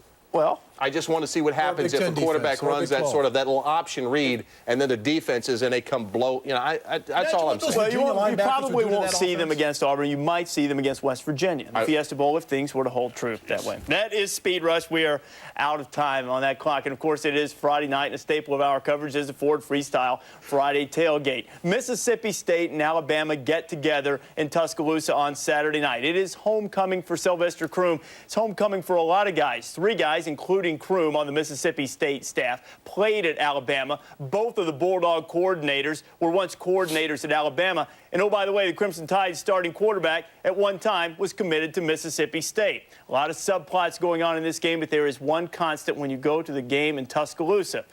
Got to find a place to tailgate, and you must visit the land of dreams. Alex Flanagan, Ford Freestyle Friday tailgate. If you want a good tailgating spot here in Tuscaloosa, you have to show up early. 48 hours early. That's when RVs start lining up to get a spot here in this parking lot. But for this group behind me, Showing up on Thursdays is amateur. The Bama RV family shows up here on Tuesdays. Now, they've been doing it for 10 years, and the group consists of lots of different personalities. There's a rocket scientist, a nuclear weapons specialist, a firefighter amongst these people. But I got wind that you guys are going to be cooking fajitas tomorrow, and I'm a little bit disappointed. So I took the liberty here of going to Dreamland Ribs. Now, when you come to Tuscaloosa, you stop at Dreamland, right, you guys? All right, Dreamland has been around since 1958, and there are two things on the menu there. No slaw, no macaroni and cheese, none of that stuff. Just ribs and white bread. All right, so we've got the RVs, we've got the food. Now we just need a football game, right? Saturday night, Sylvester Croom comes home to Alabama with his Mississippi State Bulldogs, and Alabama, the Crimson Tide, tries to become bowl eligible.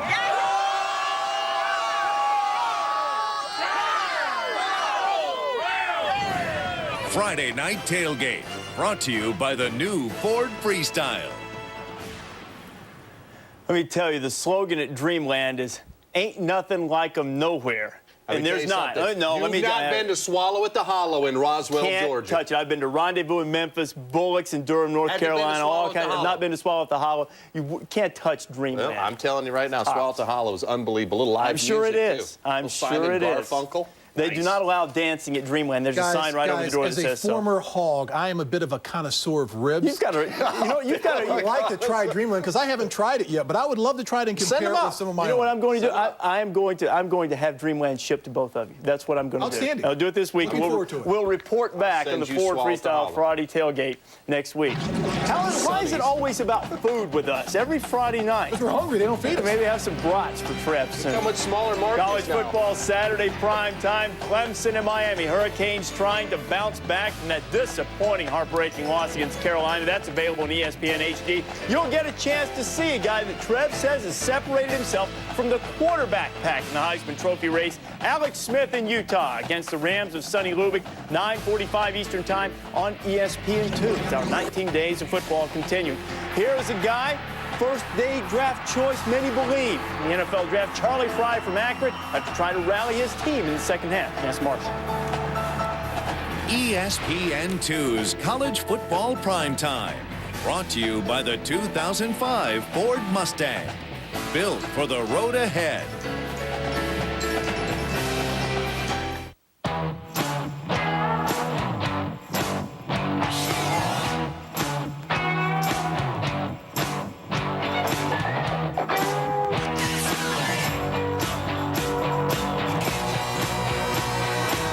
Combines the things you love about a car with the stuff you need from an SUV. The totally new Ford Freestyle. One vehicle, endless possibilities. Ford, built for the road ahead. Capital One Mascot True Love Challenge. Nothing like a day in the sun to see if Melissa's love for one of these mascots heats up.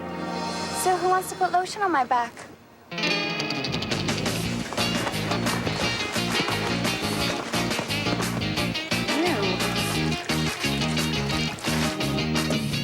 Help Melissa choose by voting at CapitalOneBowl.com for the National Mascot of the Year. Tune in to the Capital One Bowl to see who wins. What's in your wallet?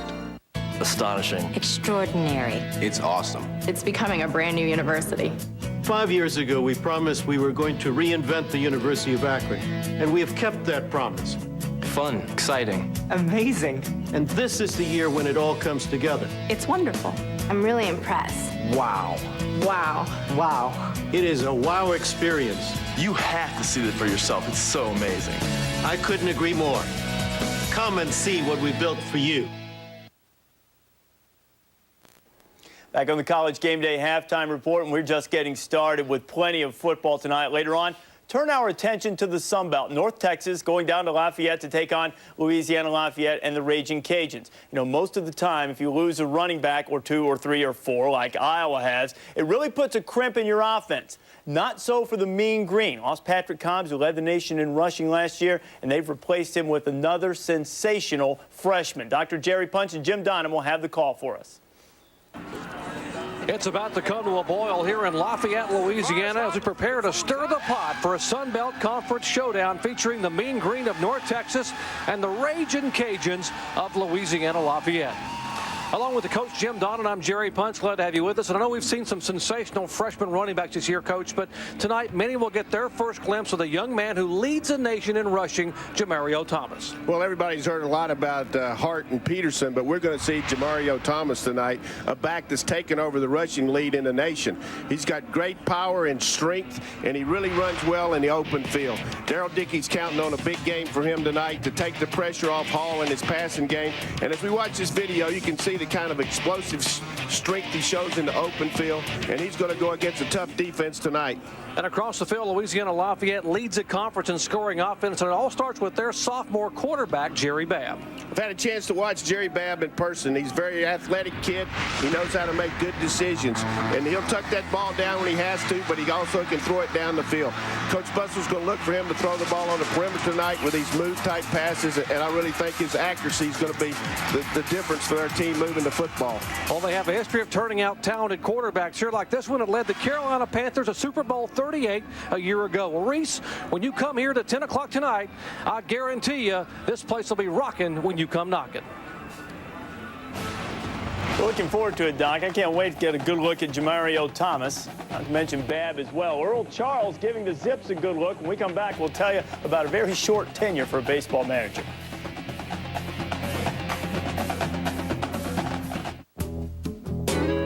If a lazy moment turns into the right moment, will you be ready? Get to know Cialis, the first tablet for erectile dysfunction that gives you up to 36 hours to choose the moment that's right for you and your partner. Cialis goes to work fast and can work for up to 36 hours. Cialis is not for everyone. If you take nitrates for chest pain or certain alpha blockers for prostate problems or high blood pressure, do not take Cialis. Such combinations could cause a sudden unsafe drop in blood pressure. Don't drink alcohol in excess with Cialis. The most common side effects were headache, upset stomach, delayed backache, or muscle ache. Erections lasting longer than 4 hours, though rare, require immediate medical help. Discuss your health status with your doctor to ensure Cialis is right for you and you are healthy enough for sexual activity. Ask your doctor if a free sample of prescription Cialis is right for you. 36-hour Cialis. When the moment is right, will you be ready? The drive is on for the 2004 MAC Football Championship game. Thursday, December 2nd at Detroit's Ford Field, home of the Detroit Lions and Super Bowl 40. Get ready for some MAC Motor City mayhem as the Beasts of the East meet the best in the West at a neutral site for the first time to decide the league title. Get your tickets now at the Ford Field box office or through Ticketmaster. The 2004 MAC Football Championship. It's a whole new ballgame. Our employees are trained, experienced, and love to work on cars. Training is a constant focus at Jiffy Lube. We work very hard on it every day. More cars are serviced at Jiffy Lube every day in Chicago than at any other quick lube or oil change facility. The longevity that we develop over the years with our employees really give the customers a great deal of confidence when they see very familiar faces as they come through. We're close by, the facilities are well staffed, they're neat and clean, and we're ready to service the motoring public's need.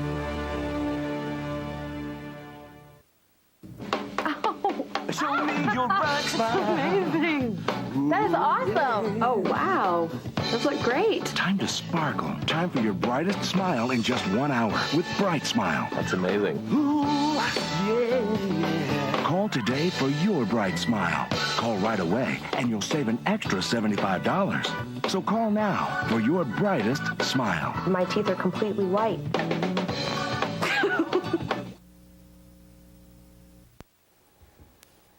This were the regular season in baseball. Wally Backman wouldn't have made it one time through his pitching rotation. The Arizona Diamondbacks fire Backman after just 4 days on the job.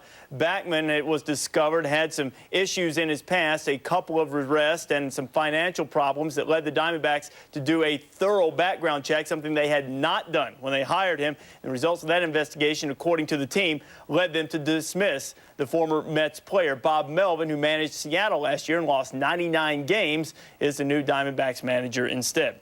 Got plenty of football coming your way on Saturday, including homecoming for Sylvester Croom. Mississippi State trying to make it 3 in a row in SEC play. Sly Croom goes back home to take on the Crimson Tide. 6:30 Eastern Time. Second half's coming. ESPN2's College Football Primetime. Brought to you by the totally new Ford Freestyle. Built for the road ahead.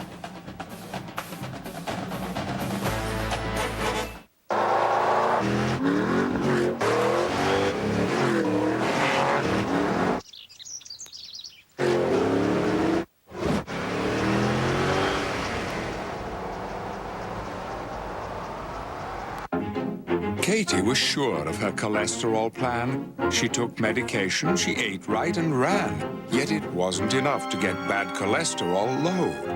What's this? I'm still here in the land of no?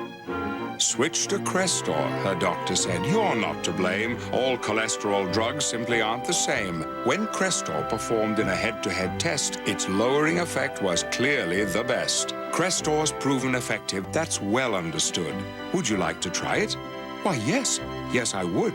Ask your doctor about Crestor. Crestor is not for everyone, including people with liver disease and women who are nursing, pregnant, or may become pregnant. Simple blood tests are needed to check for liver problems. Tell your doctor about other medications you are taking, or if you experience muscle pain or weakness, as they may be a sign of serious side effects. Since Katie switched to Crestor, her cholesterol's much less. With Crestor and diet, it's the land of success. Get your free trial today and you just might declare, I'm a Crestor success. Now you're getting somewhere.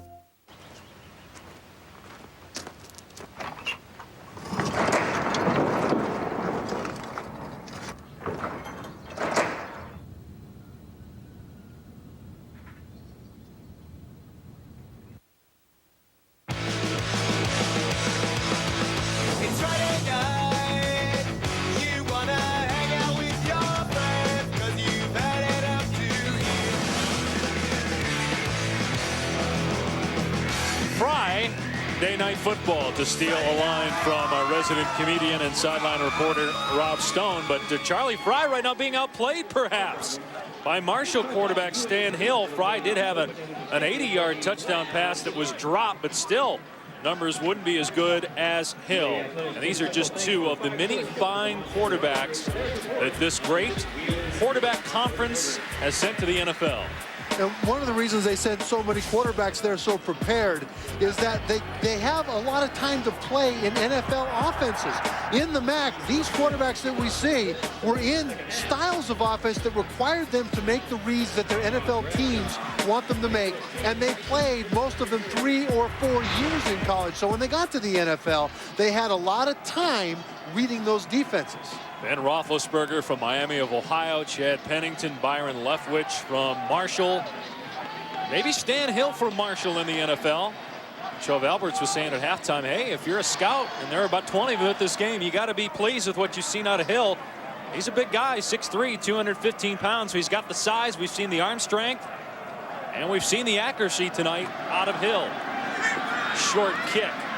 Going to be taken by Bradshaw, and he loses it. And he just gets it back before he's belted by Dante Cloud. So Marshall have to start shy of its 15-yard line. Well, Charlie Fry, Trev, we knew coming into the game was a pretty special quarterback. We've seen his ability to move out of the pocket and throw the football, drop back and throw the football. But how about Stan Hill and the job that he did in that first half for Marshall? Yeah, Stan Hill, with an offensive line that was suspect, was able to drop back and deliver the ball accurately when he had time. But even when he didn't, he was able to throw the ball just prior to getting smashed by the blitz. Hill was in the shotgun. Now he runs up to change the play and drops back into the gun. And it's a handoff. Earl Charles off the right side for about 2 or 3. Well, earlier, Rob Stone asked mini scouts what they thought of Charlie Fry. Now he's going to tell us what they think of Stan Hill, Rob. Yeah, I spoke with a couple at halftime, and guess what? They agree with Trev Alberts. It's a first. Trev, smile in the studio. Be happy. They agree with what you're saying. One thing they said about Stan Hill is tonight he has solidified himself as a legitimate draft pick, probably 6th or 7th round. Like his arm, he's not as accurate as a Leftwich or a Pennington. Needs to handle pressure in his face better, but they're really impressed with the accuracy on those deep end routes he's shown tonight. It's Josh Davis on a catch and getting a first down near the 30-yard line. Well, I think the combine will be important for Stan Hill when all the potential draftees will show up for a 3-day turnout. It's sort of a tryout camp for the NFL scouts, and they'll be able to put him through controlled drills. They'll be able to see him drop back and make all the throws. They'll be able to see his arm strength under controlled circumstances, and that will help him.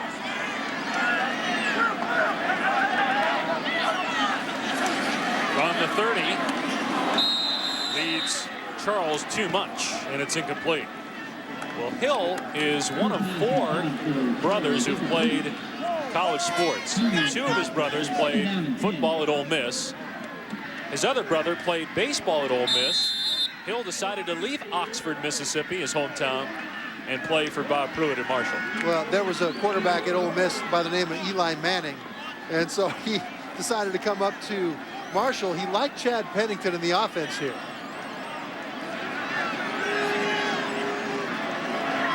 Hill played through injuries most of last year and most of this year, but he's healthy now. And there was a mistake as maybe Deifel ran the wrong route, the tight end there. That pass was about 5 yards too wide of the tight end, so it's 3rd down and 10. Jay Rohr, the linebacker, number 35, came all the way around the left side and drilled him in the back as he delivered that ball. Jay Rohr, an outstanding run plugger. You don't expect him to have the speed to get all the way around the edge when he blitzes. Normally, he blitzes up the middle, but that time he showed some quicks. Marshall 2 for 6 on 3rd down. You got to get just past the 40-yard line to move the chains. 3-man rush, and Hill steps and delivers. And it's caught, and on the run is Bates down the sideline. And he finally steps out at the 43-yard line. We've hyped Josh Davis tonight, but Brad Bates has been equally good. A 27-yard catch. He had a drop earlier, but otherwise has been terrific. And what a move to break 2 tackles. Bates, number 83, to the right of your screen, makes this catch and then ducks inside, and out he goes. 2 guys miss him, and then he outruns 2 more for the sideline, and that's the difference, Dave, between having to punt on 4th down and having a first down in your opponent's territory. 7 catches already for Bates, 30 on the year, a handful of touchdowns. A little bit smaller than Josh Davis at 5'11", 175 pounds, but pretty good. And here's Hill going deep. And excellent coverage downfield. He was trying for Davis, but Deontay Henry had terrific coverage on the corner. The speed of the secondary of Akron was something also in question. But Henry this time runs with Josh Davis, the MAC's all-time leading receiver as of today. Stride for stride, there's nowhere for that ball to drop and be complete. Henry, a sophomore from Aliquippa, Pennsylvania. Davis has been hobbled tonight. He still played pretty well. Set the MAC record, as Trev mentioned, for catches in a career. But he's playing hurt right now as Hill is drilled as he gets rid of it, incomplete across the middle.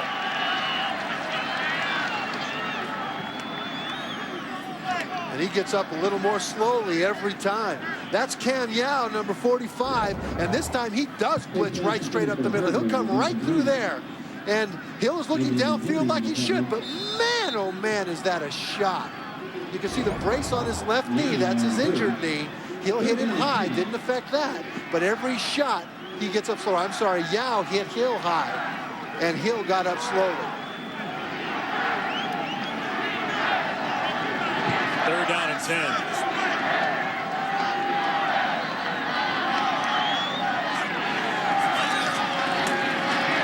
And Hill finds Bates again, very close to the first down at the 29. Wrapped up and spun to the turf by Henry, but a 14-yard pickup, and it will be enough to move the chains. Reggie Corner, number 29, Akron's best cover corner, but Bates comes up, stops, and gets the separation by stopping and turning. That ball was in the air before Bates turned.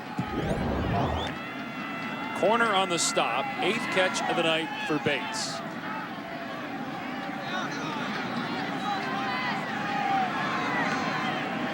First place on the line in the MAC East. Marshall is undefeated in divisional play and conference play. As this one is caught by Davis, and he rams forward to about the 20.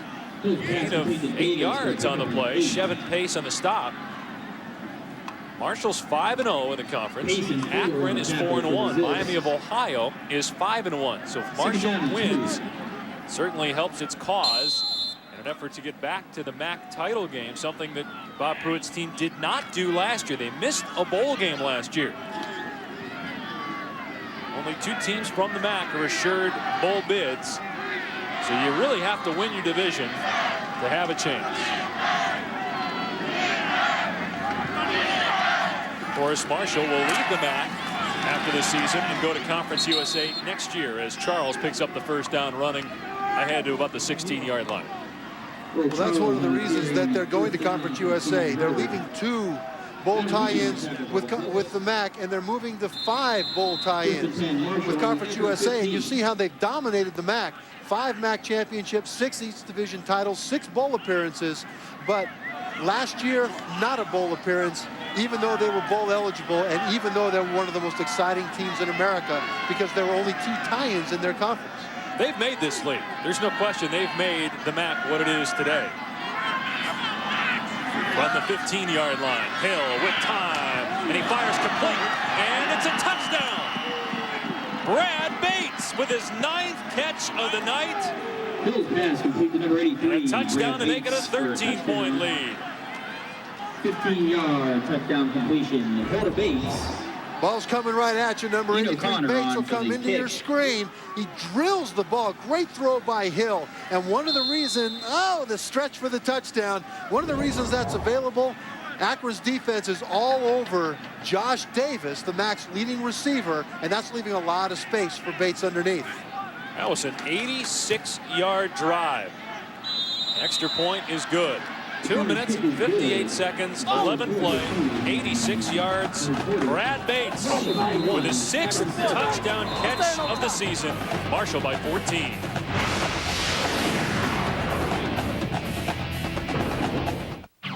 Can inspiration make the simple act of driving around extraordinary? Yes.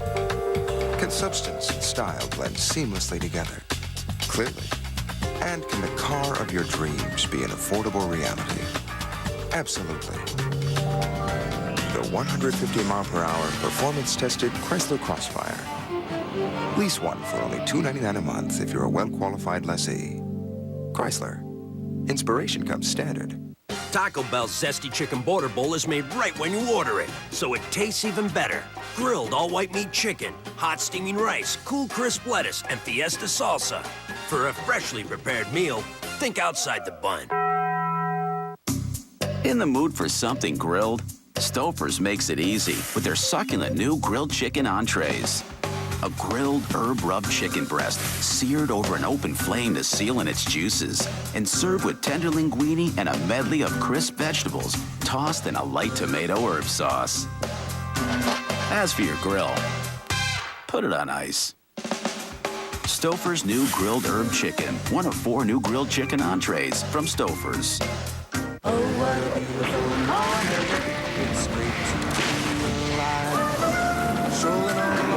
For those who never quit, the battery that never quits, Energizer. Keep going. If you have great credit, shouldn't you get a better rate on your home equity line? At eLoan, you do. We process your loan differently, online. That costs less, so you get a great rate with no lender fees. Apply today at eloan.com. Got athlete's foot? Think fast. Lamisil AT cures athlete's foot with just 1 week's use. If you use Tinactin or Lotrimin AF, you'll be treating for 4 long weeks. But 1 week with Lamisil AT keeps you athlete's foot free for 3 months. There's no better way to cure athlete's foot.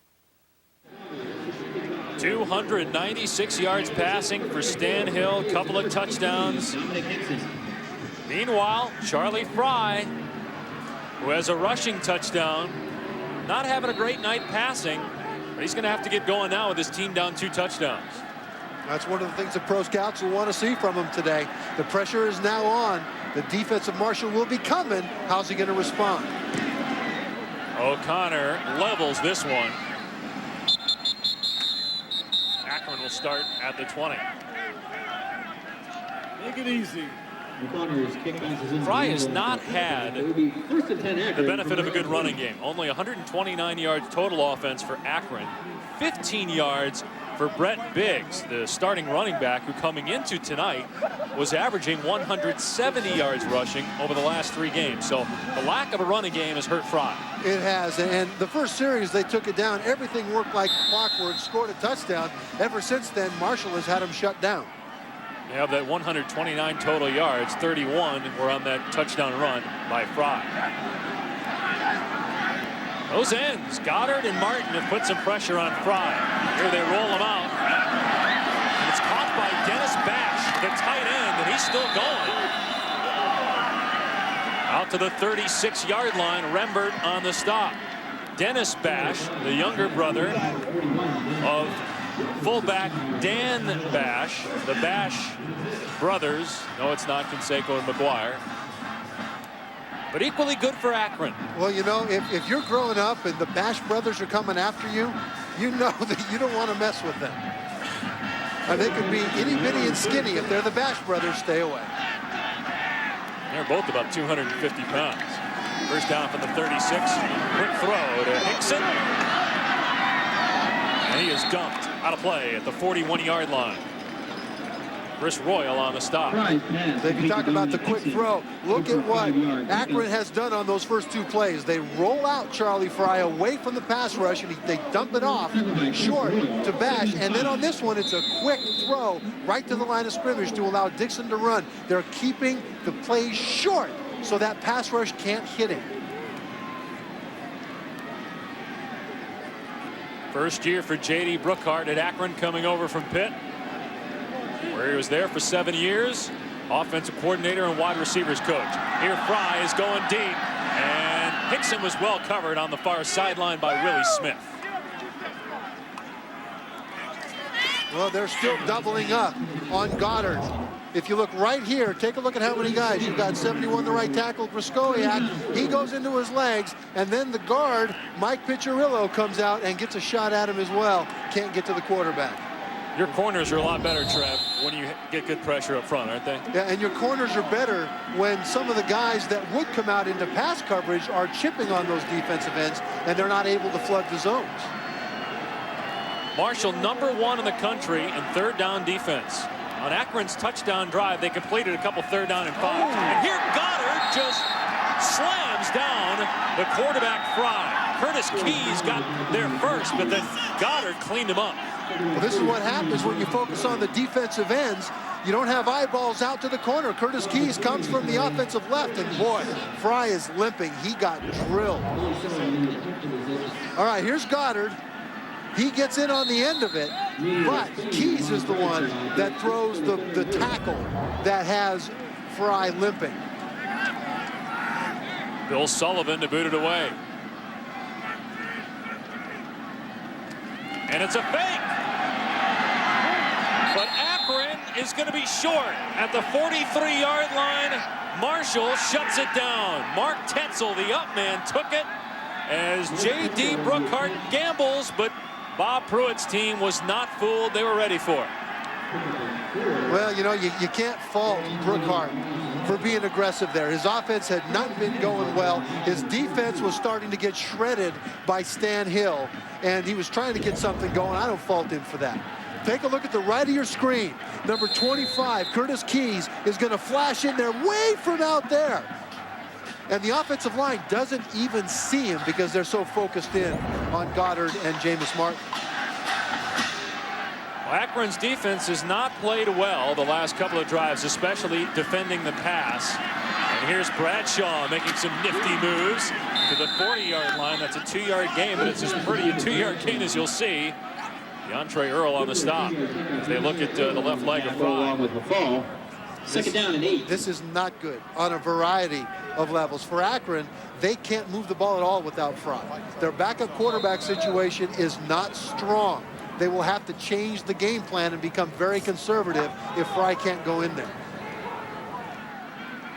There's Ferguson, redshirt freshman. They also have Jabari Arthur, a wide receiver who dropped a sure touchdown earlier in the game. who can play quarterback as well. Hill going deep. Another touchdown for Marshall. This time it's Josh Davis. Stan Hill's pass complete to Josh Davis. Good for a 40-yard touchdown for Marshall. Davis and Bates together are killing Akron. They have 9 catches apiece. Each of them have a touchdown. Attention, please. The offensive line gives great protection, and then Davis comes in and goes inside. There's no safety support whatsoever, and that is why he's able to get so wide open. 280 career catches now for Josh Davis, most ever in the MAC, and he's 20 shy with probably 3 to 4 games to go for Marshall of breaking the NCAA record. 28-7 Marshall. 2 plays after the failed fake punt, Marshall scores to go up 21.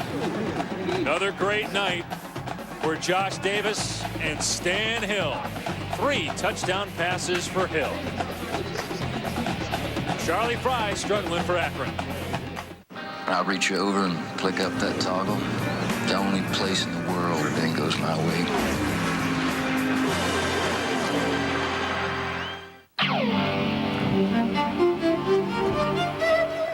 Can inspiration replace the typical small car with something that lives a little larger? More space. More function. More sizzle. America's best small car alternative just got a little better. The Chrysler PT Cruiser. Now starting at just $13,995. Chrysler. Inspiration comes standard. 2 lattes. Watch this. Here you go. Thank you. You ready? Yeah. Your check card. Check now. There yet? No, nothing. No? See your check card transactions instantly with secure online banking. Oh, there it is. Oh yeah, look at that. Yeah, instant, huh? Here, link. Hey, you know what? Can you make it do that again and get me a brownie? Yeah. Bank of America. Thanks. Higher standards.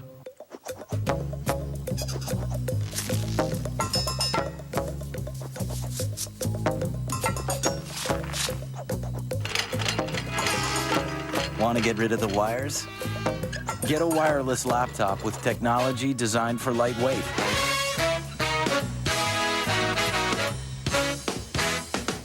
Make sure it has Intel Centrino mobile technology built in.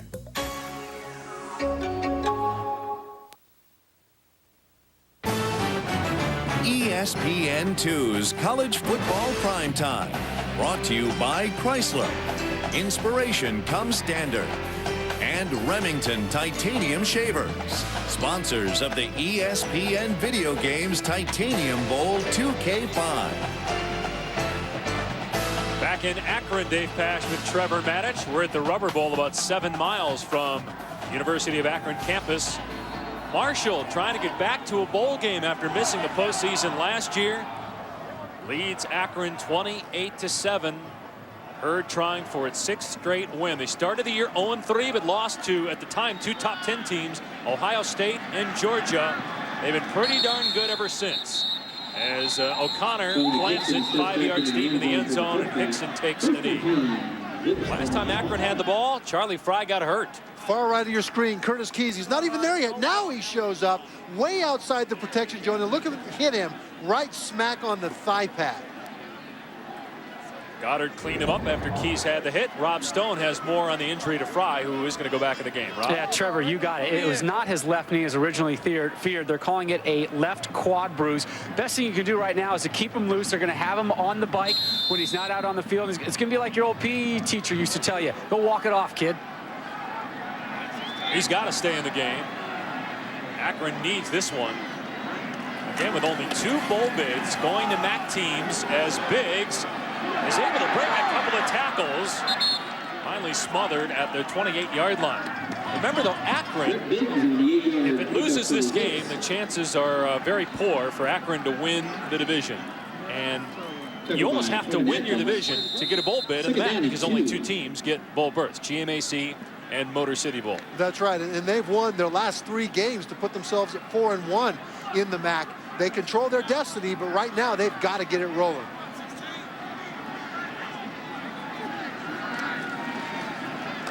Still trying to establish a running game, and Goddard showing that he can play to run too. He's the nation's leader in sacks, but he's holding up against the run very well at 245 pounds.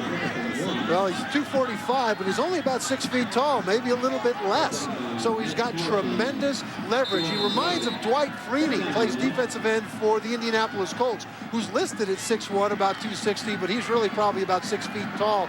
And Goddard looks to him for inspiration as he seeks to move to the next level. 3rd down and 1 at the 29-yard line, and Fry has to throw. And he's got a completion as Bash is up past the 40 to the 42. Willie Smith on the tackle.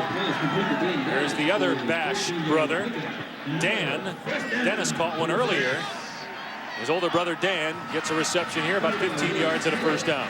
Well, J.D. Brookhart describes this offense as distributing 5 receivers, and the quarterback has to know which one to go to upon reading the defense. That time, he wanted to go farther down the field, but Fry saw that the middle of the field was covered. He checked all the way down to his fullback. From the Akron 43, they go 3 wide. Fry with time, and he nearly throws an interception. The pocket collapsed, and he almost threw it to the nation's leader in interceptions. And Ronaldo Williams was also there. Chris Royal was in the area as well, but Williams should have picked it off. You talk about the pocket collapsing.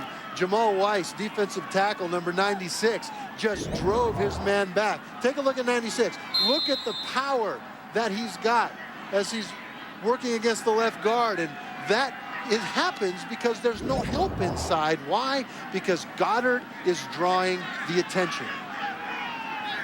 You can have great pass rushers on the outside, but when you have that push from the inside, that makes those guys a heck of a lot better. Here's an option pitch that goes awry. Better get out of bounds for Akron's sake, and it does. So Akron will keep possession, but they lose 11 yards on the play. You know what that is, Davis? That is absolute desperation. Play calling on the part of J.D. Brookhart. They can't get a running game going, so they pull an option out in the West Coast offense with a pocket passer who just got a thigh bruise. I mean, that's just desperation to try to get something going. Well, they showed how desperate they were on their previous drive, and they tried a fake punt. And given the fact that Akron just cannot stop the passing game of Marshall, maybe that wasn't such a bad idea. They needed to do something, liven things up, whether on special teams or on offense. Fry on 3rd down and 19, being chased. And as he buys time, he goes deep, and it's incomplete. Trying for Montgomery, threw into a crowd, and Akron will punt it away. Got to be impressed with Marshall's defense. And the front 4 for the Thundering Herd have been very good, especially Goddard. And look at how they're trying to block Goddard. He's been chasing the quarterback all over creation. He's been double teamed. He's been chipped. He's been stopping the run, and yet he's still effective. Now, because he's so effective, it allows the other defenders to work on man blocking. Sullivan gets it away. Span at the 20, lost it. Got it back, though, at the 22. The Akron coaches say that Goddard has the best get-off they've seen. Explain what that means, Trev.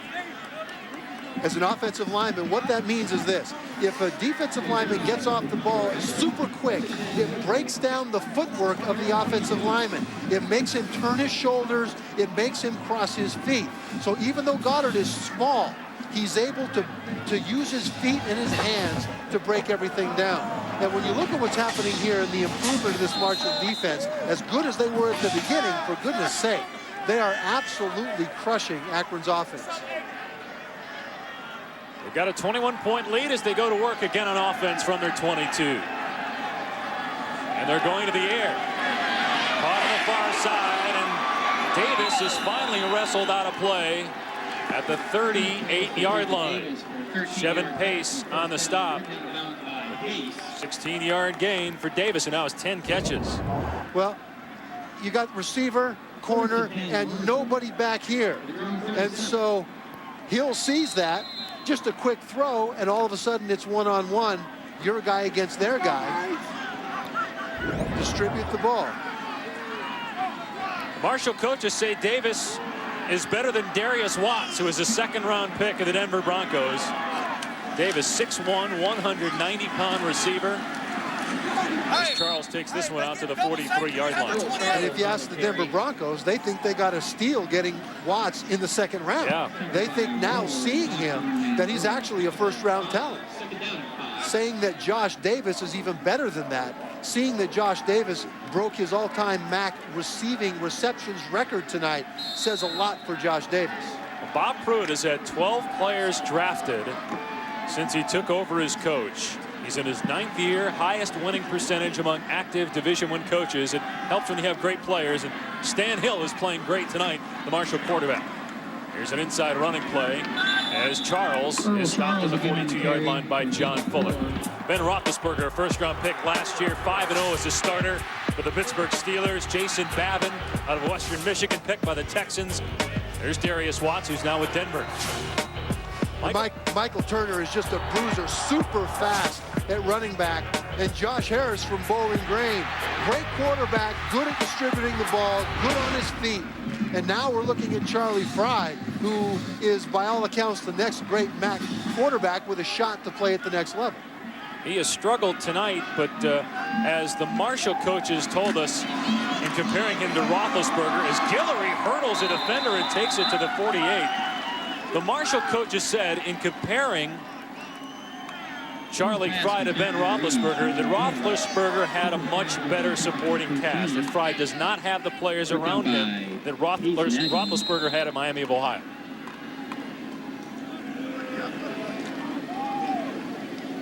First and 10, First down, the Akron 47. About 6 minutes to play in the third quarter from the 47-yard line of Akron. Akron's got to find a way to get some pressure on Stan Hill. The much maligned Marshall offensive line has been pretty good tonight. Hill again with time, and it's another catch across the middle for Davis, and look at him go inside the 30. 11th grab for Davis. He came into tonight 29 catches shy of tying the NCAA record for most catches in a career, and Davis might get it by the end of the game. He's got 11 catches in this one. Well, the way it's going now, and there's no way in the world Akron's secondary will be able to stop this if they don't get pressure. In the first half, early they did, but in the second half they are not. 378 yards. That's because the offensive line has been giving him the time. Most of those yards, Davis 82. And Bates, number 83. Here's Bradshaw, the true freshman, sprinting through the hole and taking it to the 23.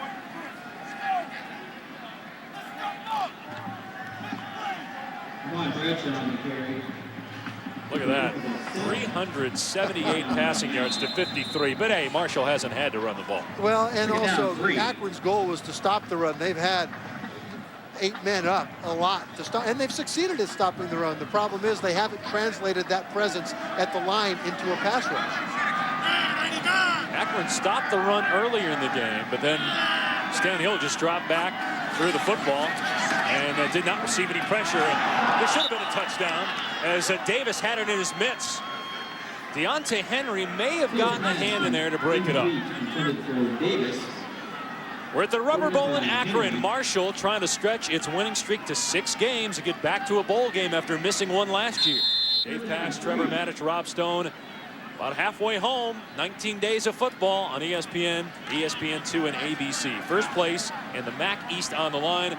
Marshall controls its own destiny. If it wins out, it'll go to the MAC championship game and likely a bowl game after missing the postseason in 2003. Hill looking for Davis again. Another drop. Why can't these guys hang out of the football? Well, that's the second touchdown pass dropped by Davis today. Hit him right in the hands, and Hill has got to be so frustrated. On the stat sheet, he should have a lot more than he does. He just wants to win. But look, it hits him in the hands. Whoa, wait. He bobbled it and hit him in the face mask, and that's what caused it to bounce forward and out of reach. 39-yard field goal try. O'Connor missed from 35 in the first half. Almost had that one blocked. And misses again. Well, the corners for Akron cannot stay with Josh Davis and Brad Bates. Stan Hill still has to throw it well. He is. And if not for drops, this game would be about 42-7. And that red triangle on his forehead is not where the pad from his helmet is. It's where it isn't. It makes a triangle there. It forces all the blood into that area. That's why it's red. I know you were wondering why that was red. Trev, man. Now, where did you learn that? Not at BYU, I don't presume. I had quite an amazing mosaic on my head when I took my hat off. Substitution infraction on the offense. Penalties decline. Field goals no good. First down. I've always wondered where that red mark on the helmet comes from. Now we know, folks. Now we know. We also know that Stan Hill is a pretty good quarterback, and Marshall leads by 21. Week 9. The second half of the season takes off. What a run! And Tiki's got a firm grip on the rock. Plus, catch up with Pittsburgh's 1-2 punch. Let's get him this week. Exactly. Really pound us. Sunday NFL Countdown, 11 a.m. on ESPN. Welcome back to Safe Auto Insurance Company, where there's always someone to answer your call. Getting auto insurance from us has its benefits. Low monthly payments. Immediate coverage. And the peace of mind you get from being prepared should you be pulled over. That's right. In addition to being a good idea, having car insurance is the law. As you can see, representatives are standing by. So play it safe. Pick up the phone. And call now. Pick up the phone, the call is free. It's 1-800-SAVE-AUTO. Save Auto.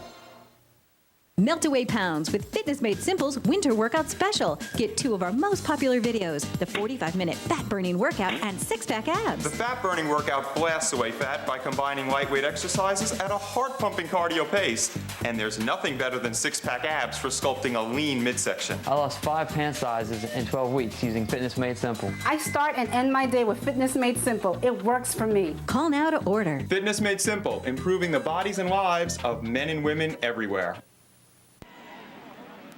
Marshall leads 28-7, but it could be a lot worse. Stan Hill has 3 touchdown passes, but he should have 5 or 6.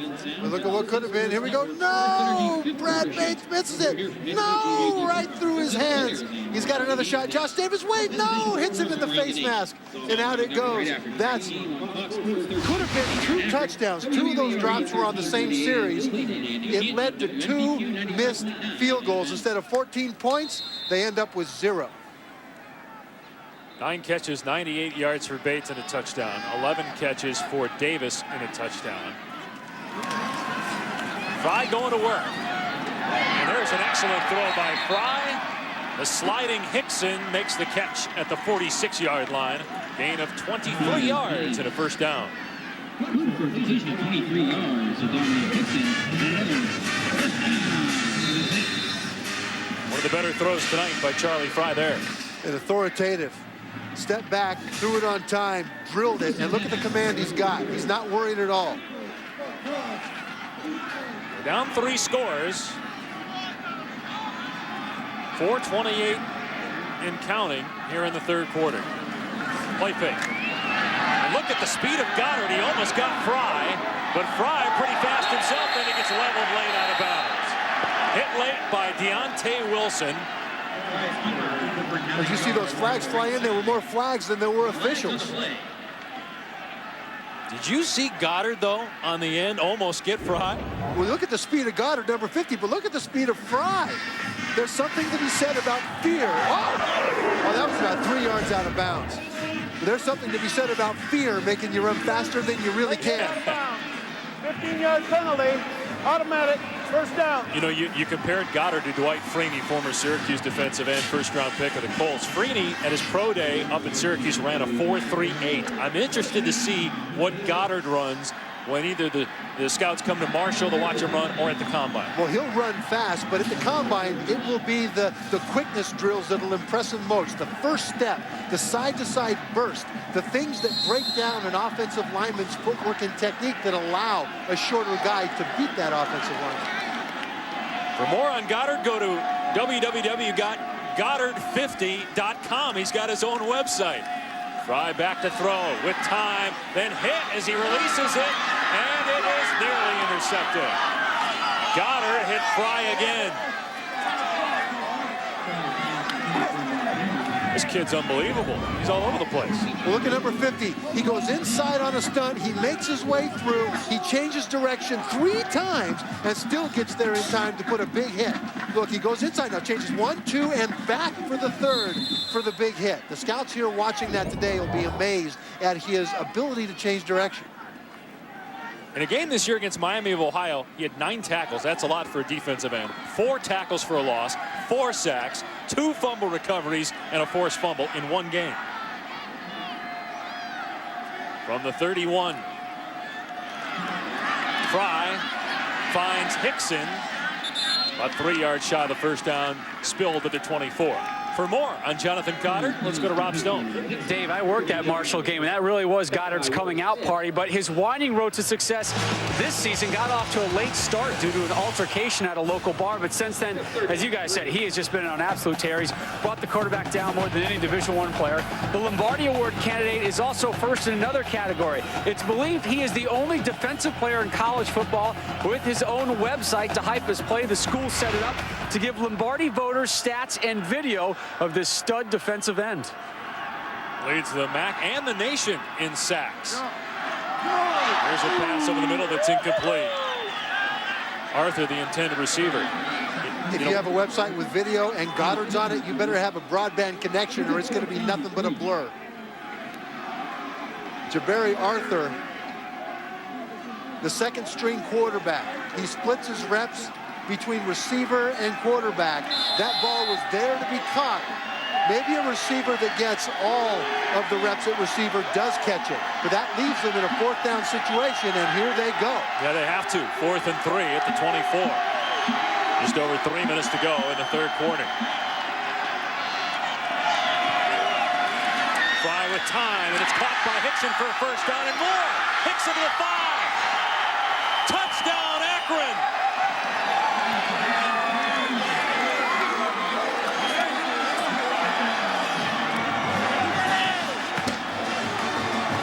First touchdown pass of the night for Fry, 24 yards on 4th down and 3. And look at the time he's got to throw. Set, throw, no pressure at all. Goddard in the middle, tries to knock it down, and when Hickson breaks that first tackle, he turns on the Jets. What a massive play for Akron.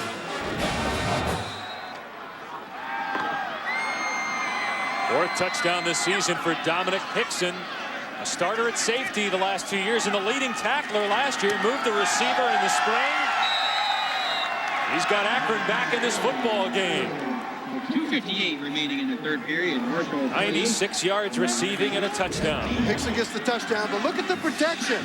Look at the offensive line. They give him all kinds of time. He steps up. He is unmolested.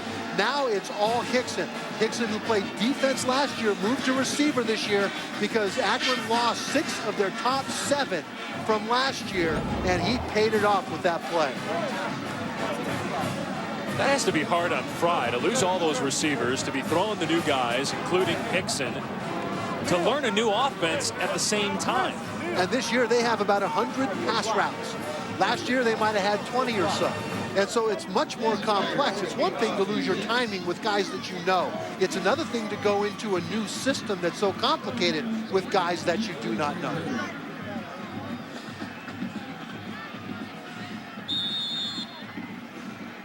Swigert to kick it away.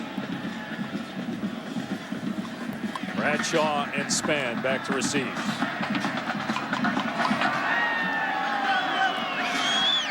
It'll be Spann, but he loses it.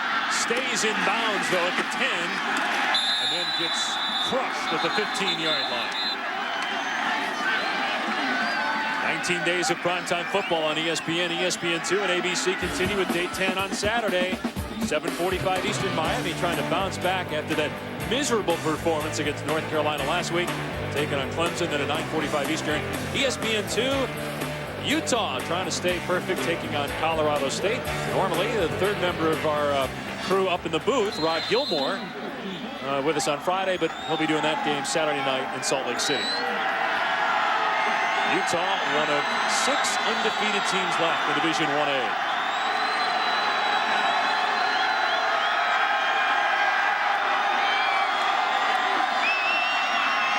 sweep to the near side as Bradshaw was able to break a couple of tackles and get about 17 on that running play.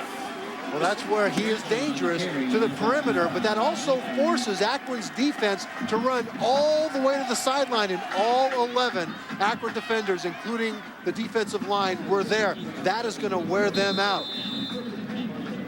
You can see him breathing heavy, hands on hips. No, it's a cool night. It's not a hot day, but they're still breathing hard. It's about 35, 36 degrees. It feels like about 4. And that's not hot. First down at the 32. They keep it on the ground, and Bradshaw spins out of another tackle, and finally is ripped down at the 33-yard line. Bradshaw is a walk-on, but better than most walk-ons, with more on that, Rob Stone. Yeah, he ran for over 5,200 yards and scored 92 touchdowns in his prep career. He was a big-time recruit. Dave, you mentioned he went to UVA, off-field incident, changed his mind on how UVA handled it. That's when his aunt stepped in. I'll have more on Aunt Trish after this play. Can't wait to hear about Trish. Second down and 9 at the 34. A delayed blitz, and Hill got rid of it and still completed it to the 40-yard line. Bates with the grab. Nice job by Hill. Back to Rob. Well, Aunt Trish had a son who went to Marshall, so she basically just picked up Ahmad and brought him down to West Virginia, saying, son, this is pretty much where you're going to be playing. He had a few choices, but Aunt Trish stepped in and said, this is the deal. You're going to Marshall. Coaches now say he's already added about 10 pounds since arriving, and that he will be a 200-pound back with agility in the NFL. This is a big-time player, just a true freshman, guys. Getting a lot of playing time here in the second half for Earl Charles, you saw a moment ago on the sideline. And Hill has a man downfield, but it's incomplete. Broken up at the last second. Deifel was the intended receiver. John Fuller got a hand in there, the terrific player for Akron, second-team MAC last year. Marshall has to punt it away. But Hill didn't take a hit. 63, John Inman comes out and picks up a blitz and saves his quarterback from getting down. Look at him right here. He steps out. He nails Blackburn, and that, even though it's incomplete and they have to punt, saves his quarterback, Stan Hill. That is something this offensive line has improved on dramatically this season. This game is far from over, especially with Charlie Fry, a quarterback for Akron. They're going to get a chance to get the ball back with decent field position. And remember, Hickson returned a punt for a touchdown earlier this season. Now Akron has to burn a timeout. Fry playing through an injury to his right pinky, which he suffered earlier in the season, and also a thigh contusion suffered earlier in this game. Looked very good in that last drive, led them down the field, had a touchdown pass. Don't count him out. When you look at that right pinky, he's got a black bandage around it. When he hurt it originally, it popped out another 6 or 8 times during that game. He kept popping it back in, and he said it stung for about 5 minutes every time he did it. But he didn't have as much control over the ball. It was more wobbly than spiral. Now the pain is still there, but at least it isn't flopping out because of the bandage. Marshall coaches compare Fry to Ben Roethlisberger, starring with the Pittsburgh Steelers. Roethlisberger played mostly wide receiver until his final year of high school. But Fry has been a quarterback since the age of 8, when he used to dress up as a Cleveland Brown on Halloween. The Browns drafted Luke McCown last year, so I don't think they'll be taking a quarterback this year, but Fry will be in the NFL.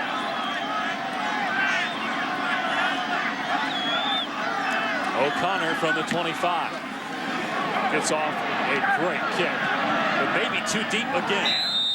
A 60-yard punt, but Akron takes over at the 20. We'll find out as this game progresses if Fry, who dressed up as a Cleveland Brown quarterback as a young boy, if he's a trick or a treat. He's got monsters on that Marshall defensive line coming after him with Goddard and the rest of that crew. But he led them down the last time they had the ball for a touchdown. A lot of time left. 1:09 to go on Charlie Fry Day in Akron, Ohio. They're still pushing Fry for the Heisman. Don't think that's going to happen. But still a excellent senior quarterback. one of the best senior QBs in the country. On first down from the 20. Fry throwing on the run as Bash, who is flipped by Curtis Keys on the far side. Boy, you take a spin like that, what you see is sky, ground, darkness. Here's your sky ground. Ready? Right now he sees ground. Now he sees sky and then ground once again. Boy, he got a tour of Akron, Ohio. Got 5 yards too, so it's a second down and 5. Make that second and 6 officially. They spot it just shy of the 24-yard line. Another play fake. And Fry trying to get out of trouble does. Look out from behind. Fry hit as he throws. He's got Hickson though. Inside the 40-yard line. That was all Charlie Fry. Well, that's the Charlie Fry we're talking about. And you talked about his chances for Heisman. Not good right now. This play is a Heisman play. It's a play-action fake. It's a good fake. And right now, as the rush comes in around him, he breaks a tackle from one defensive lineman. He's got another defensive lineman. That's Hayes behind him. And all of a sudden, he gets rid of the ball as Hayes pushes him to the ground. Completion, impressive. John Heisman used to coach here at Akron.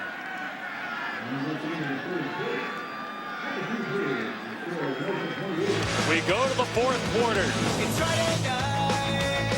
It's been a great night for Stan Hill and Marshall, but Akron is not out of it. Down 2 touchdowns as we go to the final frame. Something smells good. Delivery? It's not delivery, it's DiGiorno. DiGiorno? Get out. You fixed the oven. You fixed the oven? You are handy. I'm calling Mother. Pizza? Introducing DiGiorno Microwave Pizza. Rises up golden brown in minutes. For oven-baked taste in a hurry, it's not delivery, it's DiGiorno. Microwave. Microwave, huh? At least I fixed something. Surviving cancer is still the biggest victory of my life. And I did it with the help of 3 Bristol-Myers Squibb medicines. Today, Bristol-Myers Squibb researchers are fighting our most serious diseases. Their life-saving medicines have turned many cancer patients into cancer survivors. Medicines for AIDS, heart disease, and serious mental illness reflect their commitment to research and to extending and enhancing human life. I'm living proof of that. Hope, triumph, and the miracle of medicine. Bristol-Myers Squibb Company. Can inspiration be comfortable?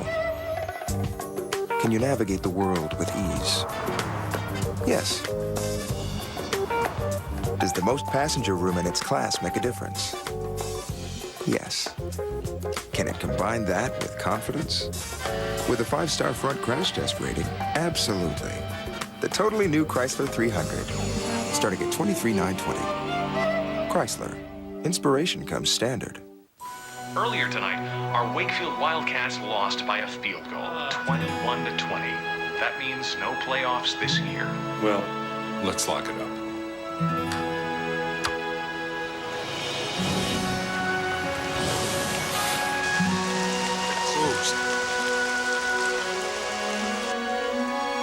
I can stay a while. Me too. Come on in, boys. I'll bet you're hungry. At Applebee's, being part of the neighborhood is what we're all about. We started the night flashing this number, 33, which belongs to former Zip defensive end and linebacker Jason Taylor, now a star with the Miami Dolphins. The number retired in the Ring of Honor here at the Rubber Bowl. Will Akron honor Jason Taylor with a win? Taylor gave a pregame speech trying to motivate the Zips. They've struggled tonight, but they find themselves in the game as we start the fourth quarter. Here's Chris Kasparic, the tight end, for a couple of yards. Tackled by Roberto Terrell. Jason Taylor played linebacker here before he moved down to defensive end. He was a 6'6", 225-pound defensive end. They had to bulk him all the way up to 245 to play defensive end for the Miami Dolphins. J.D. Brookhart now needing to keep his offense centered and grounded. There's plenty of time. There's no reason to panic. One of the interesting things about Taylor, he was homeschooled in high school The NCAA had to change some academic standards to accommodate Taylor. Running play that gets about 4 yards off the left side, Brett Biggs, so it brings up 3rd down and short. Biggs slow to get up. About 190 pounds, 5 feet 9 inches. He's going to stay in the game on a critical 3rd down. And remember, Marshall #1 in the country in 3rd down defense. Well, I think this is 4 down territory. If they don't get it here, they will go for it on 4th down.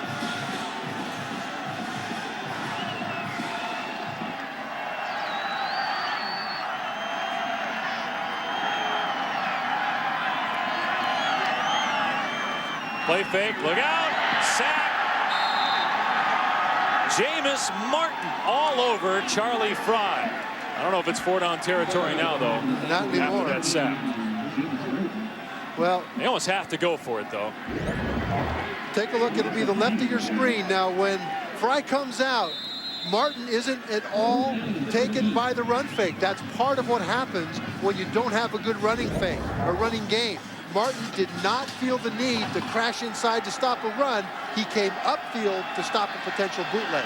7th sack of the year for Martin. Akron has to go on 4th down and 16. Down 2 touchdowns. No, it's a quick kick. And Fry with a pretty good boot. If that takes an Akron hop, no, instead it went out of bounds.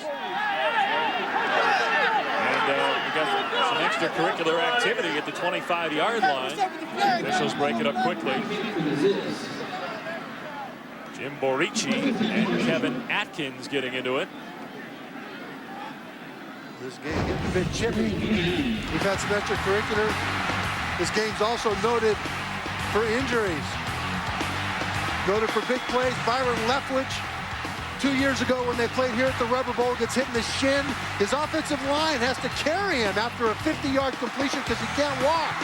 But it's not enough. They lose the game. That was the first win ever against a ranked team for Akron, and it was Charlie Fry at the controls in that game.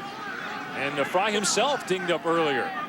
Hurt his left quad, also playing with a dislocated right pinky, which he hurt earlier in the year. Earl Charles off left tackle, and he barrels forward to the 32-yard line for about 7 or 8 yards. And Akron wants to get the football back and get within striking distance. They got to stop the run. Haven't done that very well. Not a lot of rushing yards for Marshall, but good yards per carry for the Thundering Herd. Yeah, and what Akron did early when they had success in this game was blitz the run and the pass, but then Hill started to burn them on the blitz. Let's see if they blitz again.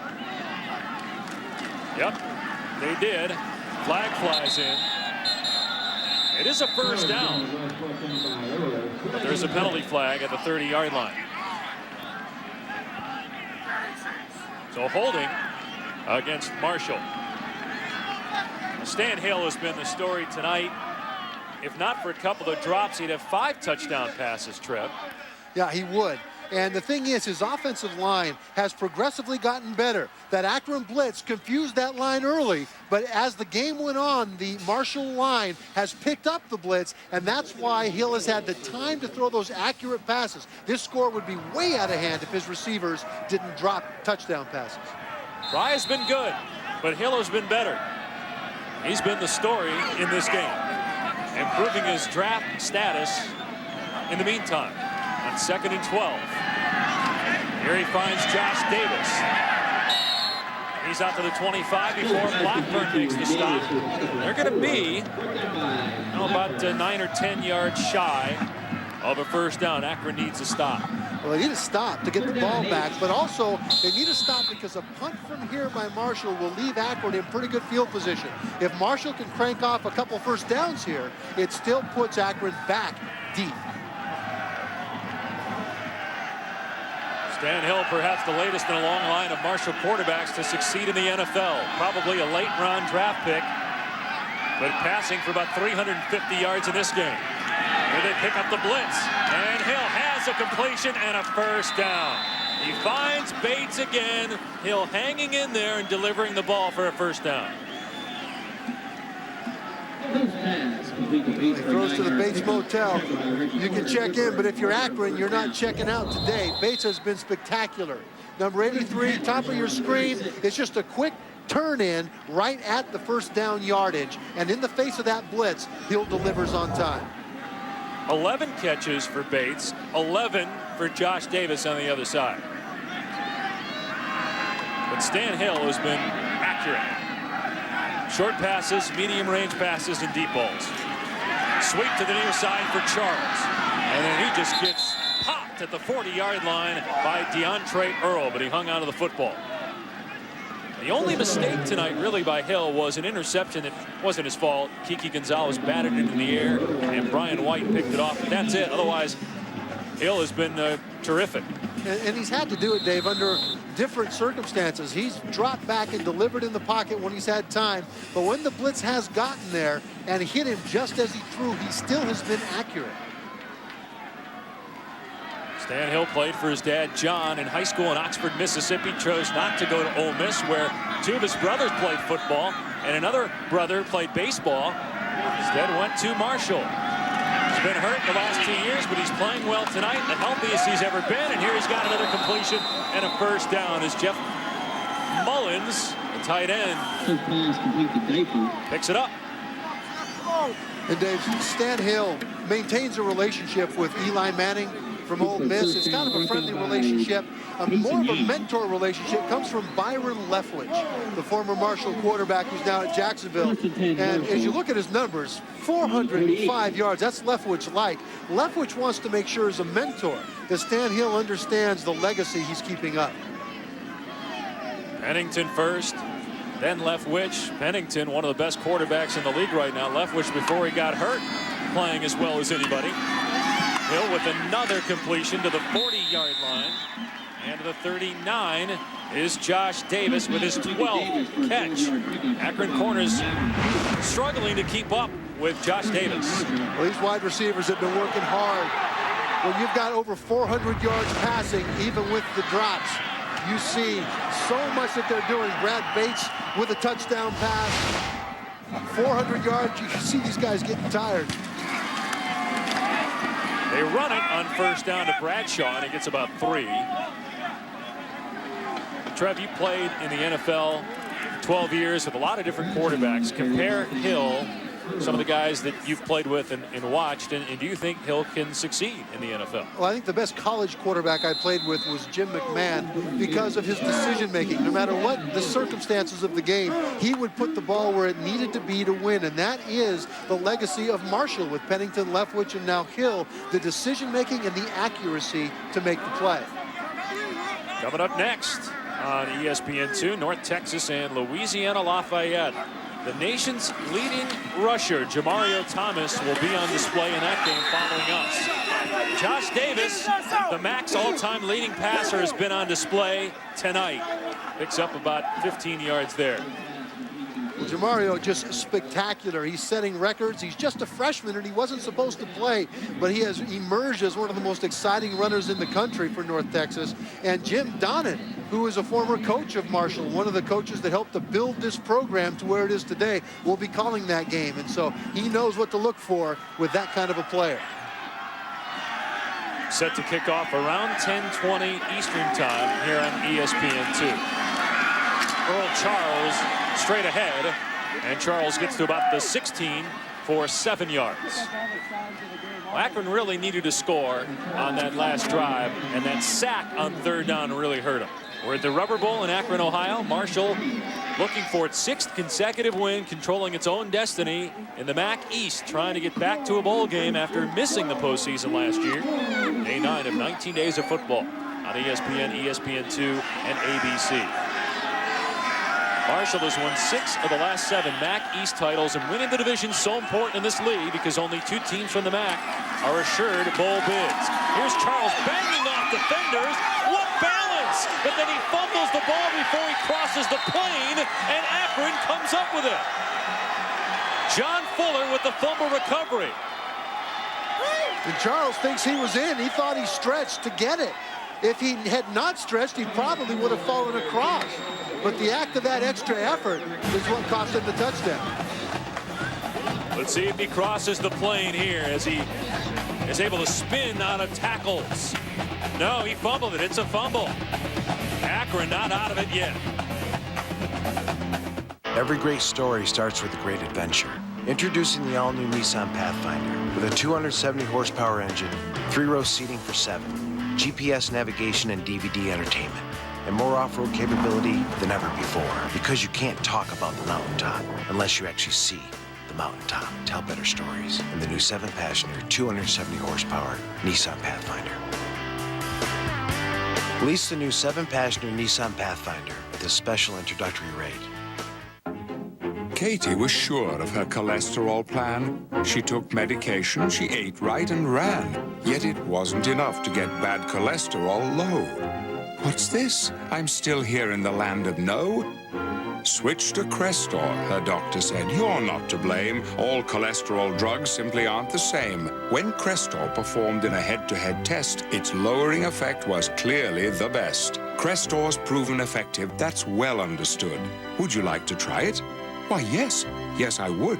Ask your doctor about Crestor. Crestor is not for everyone, including people with liver disease and women who are nursing, pregnant, or may become pregnant. Simple blood tests are needed to check for liver problems. Tell your doctor about other medications you are taking, or if you experience muscle pain or weakness, as they may be a sign of serious side effects. Since Katie switched to Crestor, her cholesterol's much less. With Crestor and diet, it's the land of success. Get your free trial today and you just might declare, I'm a Crestor success. Now you're getting somewhere. Taco Bell's Zesty Chicken Border Bowl is made right when you order it, so it tastes even better. Grilled all-white meat chicken, hot steaming rice, cool crisp lettuce, and Fiesta salsa. For a freshly prepared meal, think outside the bun. If you have great credit, shouldn't you get a better rate when you refinance? At eLoan you do. We process your loan differently, online. That costs less, so you get a great rate with no lender fees. Apply today at eLoan.com. Marshall leading Akron 28-14, but it could be a lot worse for Akron.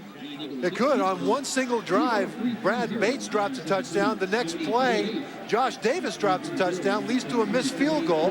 This drop touchdown led to another missed field goal, and this fumble leads to a recovery. That's 3 touchdowns that could have been turned down to no points. Swiger did miss a field goal for Akron. Here's a play fake. And everybody's covered. So Fry takes off. Again, showing his ability to run. Picks up about 13 yards. Roberto Terrell on the stop. That was a Roethlisberger-like run there. It was. He's 6'4", about 230. Roethlisberger almost 250. But they both have this kind of speed. Now look at the acceleration when he takes off. He starts to run, and now he's at full speed. And he doesn't slide. He's got by every the right to slide, but he wants those extra yards.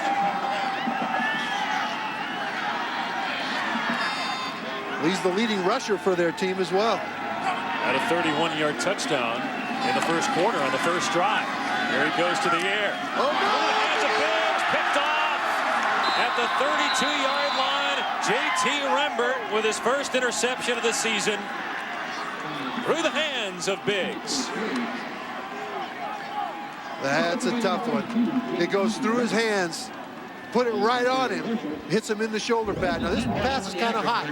Look at how hot it comes out. 32 left of your screen is going to circle into the middle. Look.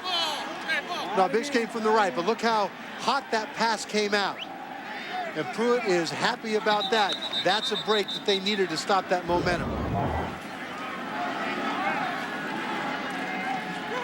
So turnover ratio even for Marshall as North Texas and Louisiana Lafayette follow us. This season, Marshall is +7. That's number 2 in the MAC. Last year, they were -19. That was one of the worst in the country.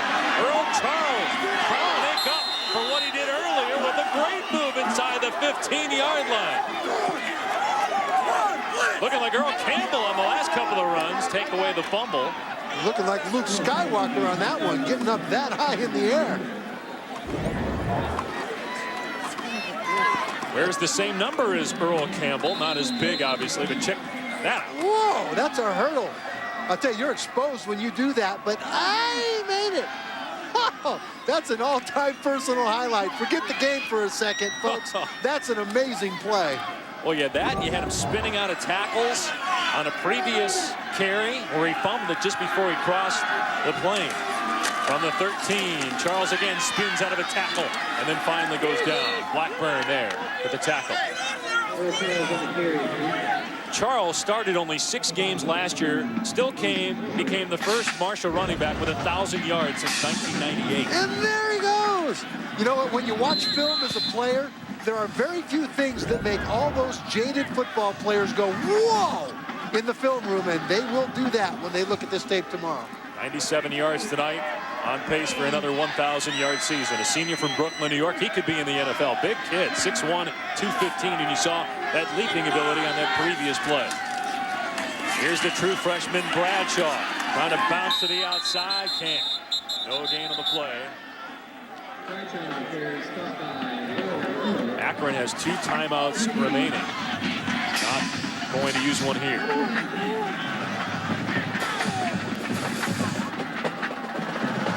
There have been some great offensive players at this school, some that have not gone into the NFL. And we talked at the outset about the defense, how good the defense is, but you can just see tonight the skill of the offensive players for Marshall, and it starts with the quarterback, Stan Hill. Here they go empty on 3rd down and 10.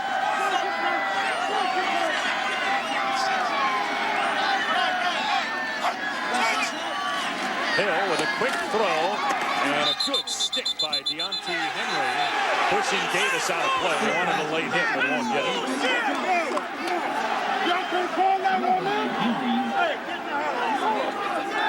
Well, that's what Akron needed here. With just over 5 minutes to go now. Let's see what they decide to do. I think they go for it here. 4th down and 7. The way Hill has been throwing the football, and those receivers have been able to get off of the corners, you might as well. Well, I think this is a nod to Charlie Fry from Bob Pruitt. Pruitt is not a guy who runs up the score. He makes it a point to not run up the score. But I think he knows how good Charlie Fry is and how accurate he can be in these situations. And this is a nod to Fry that he wants to get a pad. Yeah, I think now that they've called time, we'll see if they kick the field goal. I mean, if you get the field goal, it becomes a 3-possession game. It's almost impossible for Fry. If you go for the touchdown, you don't get it. It's still a 2-possession game. So actually, they should go for the field goal. We'll see what they do when we come back.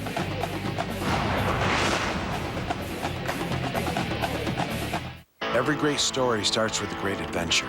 Introducing the all-new Nissan Pathfinder with a 270-horsepower engine, 3-row seating for 7, GPS navigation and DVD entertainment, and more off-road capability than ever before. Because you can't talk about the mountaintop unless you actually see the mountaintop. Tell better stories in the new 7-passenger, 270-horsepower Nissan Pathfinder.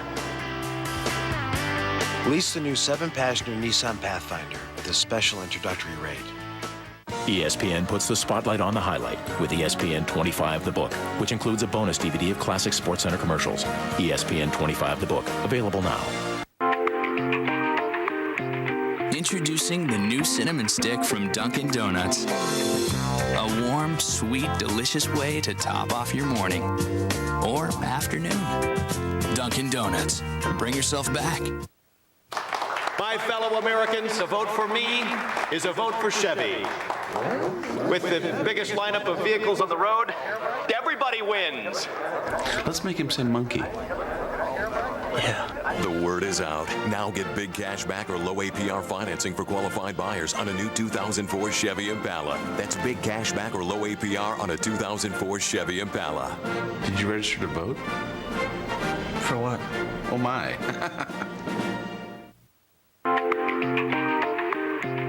Introducing the new cinnamon stick from Dunkin' Donuts. A warm, sweet, delicious way to top off your morning or afternoon.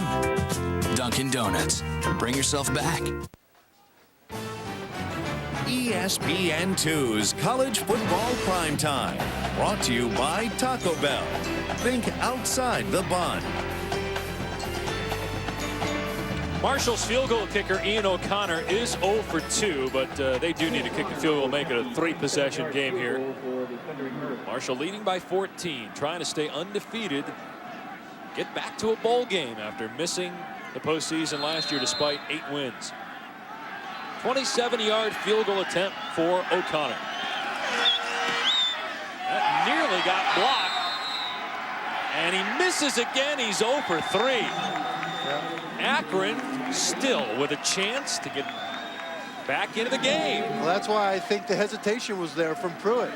Even though the field goal was the automatic right thing to do, he thought about going for the touchdown to get the extra points. Well, O'Connor missed a 35-yard field goal against Ohio State earlier this season. It may have cost him a win in Buckeye country. Stan Hill has been the star of the show, but Charlie Fry and the Akron Zips aren't out of it yet.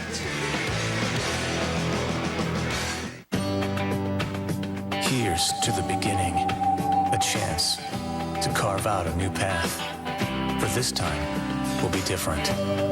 This is the year we leave our mark. This is the game we play together. This is our season. The colors change, the fires burn, and the possibilities are endless. The NCAA Championships on ESPN. Got athlete's foot? Think fast. Lamisil AT cures athlete's foot with just 1 week's use. If you use Tenactin or Lotrimin AF, you'll be treating for 4 long weeks. But 1 week with Lamisil AT keeps you athlete's foot free for 3 months. There's no better way to cure athlete's foot. Every great story starts with a great adventure. Introducing the all-new Nissan Pathfinder with a 270 horsepower engine, 3-row seating for 7, GPS navigation and DVD entertainment, and more off-road capability than ever before. Because you can't talk about the mountaintop unless you actually see the mountaintop. Tell better stories in the new 7-passenger, 270 horsepower Nissan Pathfinder. Lease the new 7-passenger Nissan Pathfinder with a special introductory rate. Remember that guy who used to be called Wild Thing? Yeah, that guy. He's back. Ask your doctor if Viagra is right for you. The Akron cheerleaders still cheering with their team down 2 touchdowns, but with quarterback Charlie Fry, Zips aren't out of it. 4:37 to go. They got a chance. However, for the 6th time in 6 second-half possessions, they started their 20-yard line. They have not had good starting field position in this half. Fry hanging in the pocket and delivering to Morris Ellington out near the 37-yard line. That'll stop the clock. Following us on ESPN2, North Texas with Jamario Thomas, the NCAA leading rusher, taking on Louisiana Lafayette. We'll start the clock again. In the college game, the clock stops on a 1st down. Akron also has 2 timeouts remaining. Here's Biggs being tackled at the 44-yard line by Curtis Keys, who was nearly on the ground when he made that stop. Dave Pash alongside Trevor Maddich, Rob Stone at the Rubber Bowl in Akron with 1st place in the Mid-American Conference Eastern Division on the line. Fry with time, dumps it off, but it's dropped. Dan Bash couldn't hang on. The Rubber Bowl is 7 miles from the University of Akron campus, and they made a lot of upgrades to the facilities at Akron, but they need to get the Zips a new stadium. But they're heading the right direction. An $18 million new facility with locker room and indoor practice facility. And on campus, new student union, new rec center. It looks like the campus has been completely transformed, and that makes a huge difference for recruits. Well, the university owns this stadium. The city didn't want it. They sold it to the university back in 1970 for $1. And I think Akron got robbed. Man.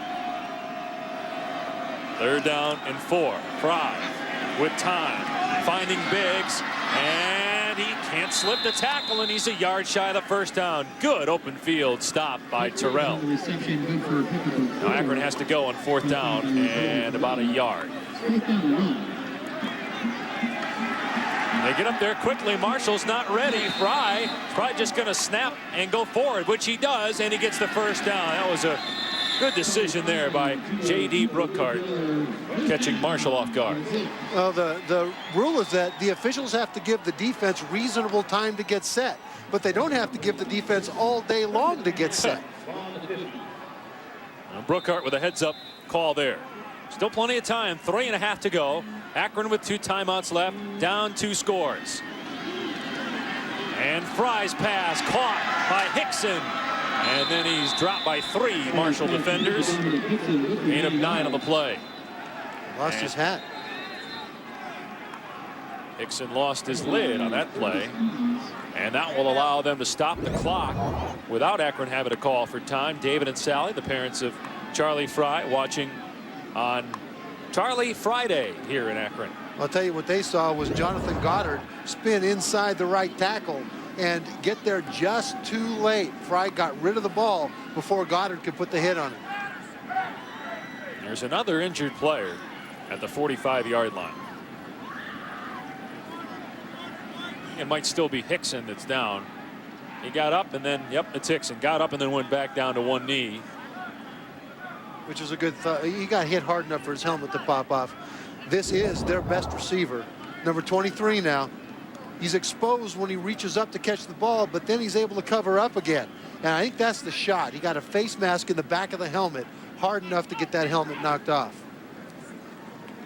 Curtis Keys with the hit. Marshall has been very physical on defense tonight. We're here to learn how a new right guard extreme cool spray keeps you cool under the most extreme conditions. See? Cool spray keeps you cool and dry no matter what's going down. Stay cool, bro! Yeah! Woo! Ooh, he's cute. Get extreme, get right guard. Are you like an astronaut? Yo, stay cool. Only a Moen faucet puts pause control right at your fingertips. It'll help you with those important tasks. Or not. Moen. Buy it for looks, buy it for life.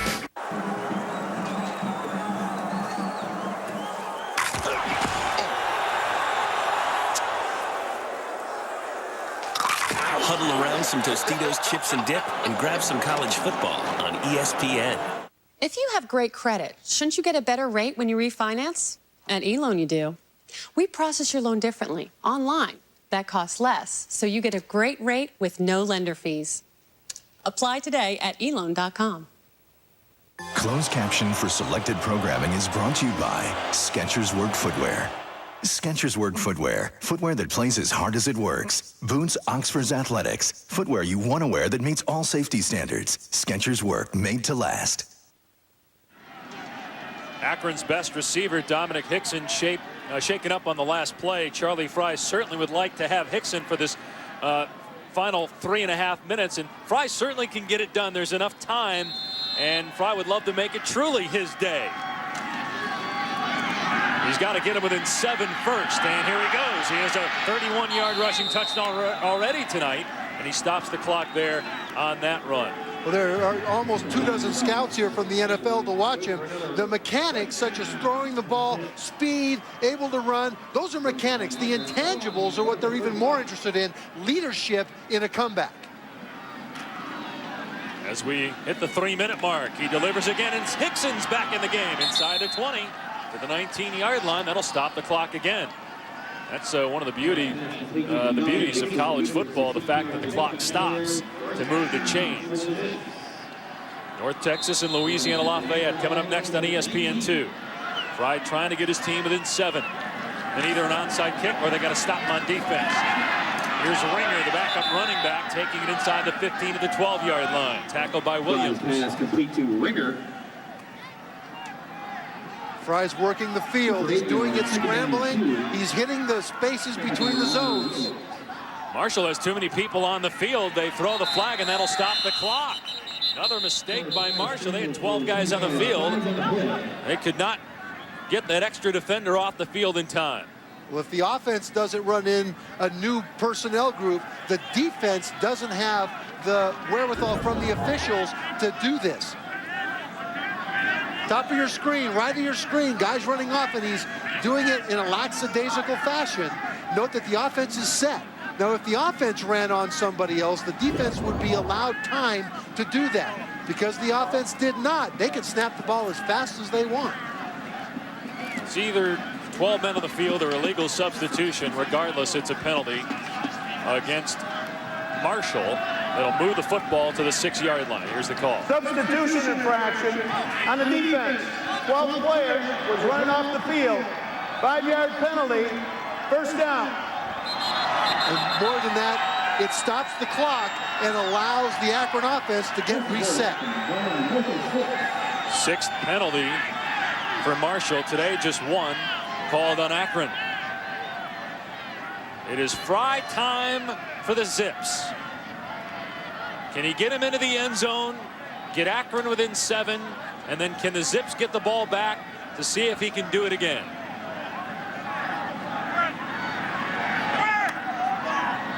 Fry has a passing touchdown, a rushing touchdown, and he's going to come over and talk with J.D. Brookhart here as the officials still confer, and this is a timeout without having to call a timeout. Talking about how many yards in the penalty. Well, as they talk about the yards for the penalty, this is a good thing for the offensive Akron. Keep in mind, they've got a brand new wide receiver group. One of them played defensive back last year. Another one is their backup quarterback. And by not having to do hurry up every single play, they can think about their assignment, think about what they need to do. 2 minutes and 26 seconds remaining. Marshall up 2 touchdowns. The Herd has won 5 straight games, controls its own destiny in the MAC East. So important to win your division in the Mid-American Conference. And Bob Pruitt knows that all too well, as Marshall missed the postseason last year. Only 2 teams from the MAC get bowl bids. Marshall was 8-4 last year. They had a win at Kansas State. Don't go to a bowl. That's one of the reasons that Marshall is happy about their move to Conference USA next year. There are 5 bowl tie-ins there. Much less likely for an anomaly like that to happen. If Akron should somehow come back and win, we'd have a 3-way tie. Otherwise, Marshall would go to 6-0, 6-3 overall. And Marshall is probably the 2nd or 3rd best team in Conference USA right now. First down and goal.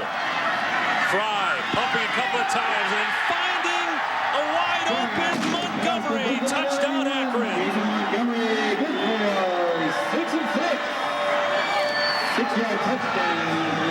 I don't know if you saw a highlight of Ben Roethlisberger a few weeks ago, standing, pumping, and throwing in the end zone for a touchdown. Watch Fry here. Well, he looks all the way to his right, comes back all the way to the middle of the field, and his parents are thrilled to death. That's my boy. All the way up from Mississippi. The point after is good, and it's a 7-point game. The Marshall coaches compare Fry to Roethlisberger, and he literally looked like Roethlisberger a few weeks ago when he was throwing a touchdown pass for the Steelers on that play. Fry has the Zips within 7 after an 80-yard scoring drive. If you have great credit, shouldn't you get a better rate on your home equity line? At eLoan, you do. We process your loan differently, online. That costs less, so you get a great rate with no lender fees. Apply today at eLoan.com. Now that they're parents, they've admitted their addiction to evil. I don't have a problem. But old habits die hard. It was just a little slip. Seed of Chucky. Rated R. Starts November 12th at theaters everywhere. Gotta go.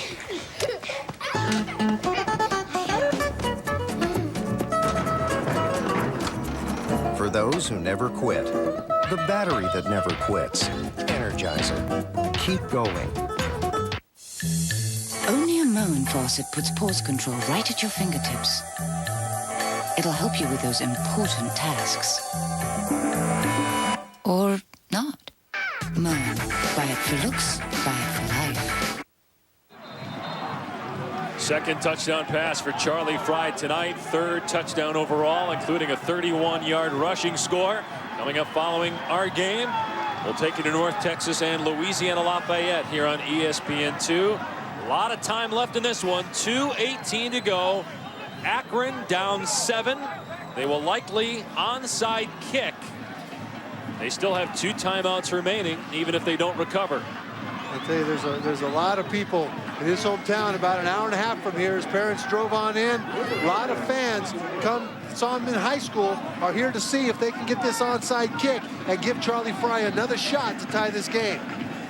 Marshall should have had this game wrapped up. 2 touchdown passes dropped.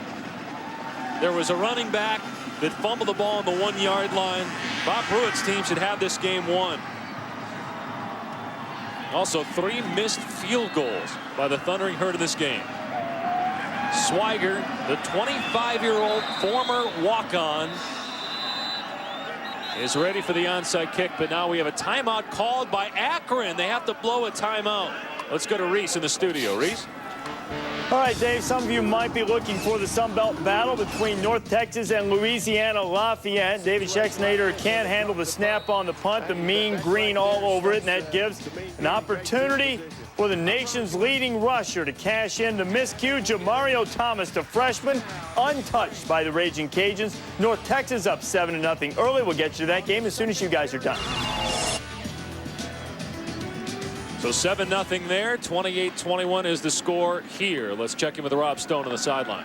Guys, on that whole last drive, Jason Swiger, the kicker for Akron, was practicing his onside kicks into the cage. You know, there's kind of those two. There's that kick where you pop it up, you hope for the bounce, and then that dribbler. I asked him, which one are you better at? He just smiled and said, whatever one coach calls. So he's been warming up for the onside kick for about the last 5 minutes or so.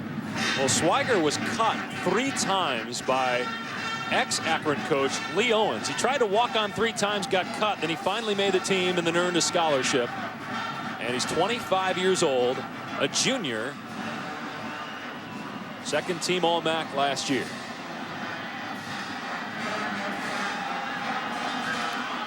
Swiger is ready for the onside kick.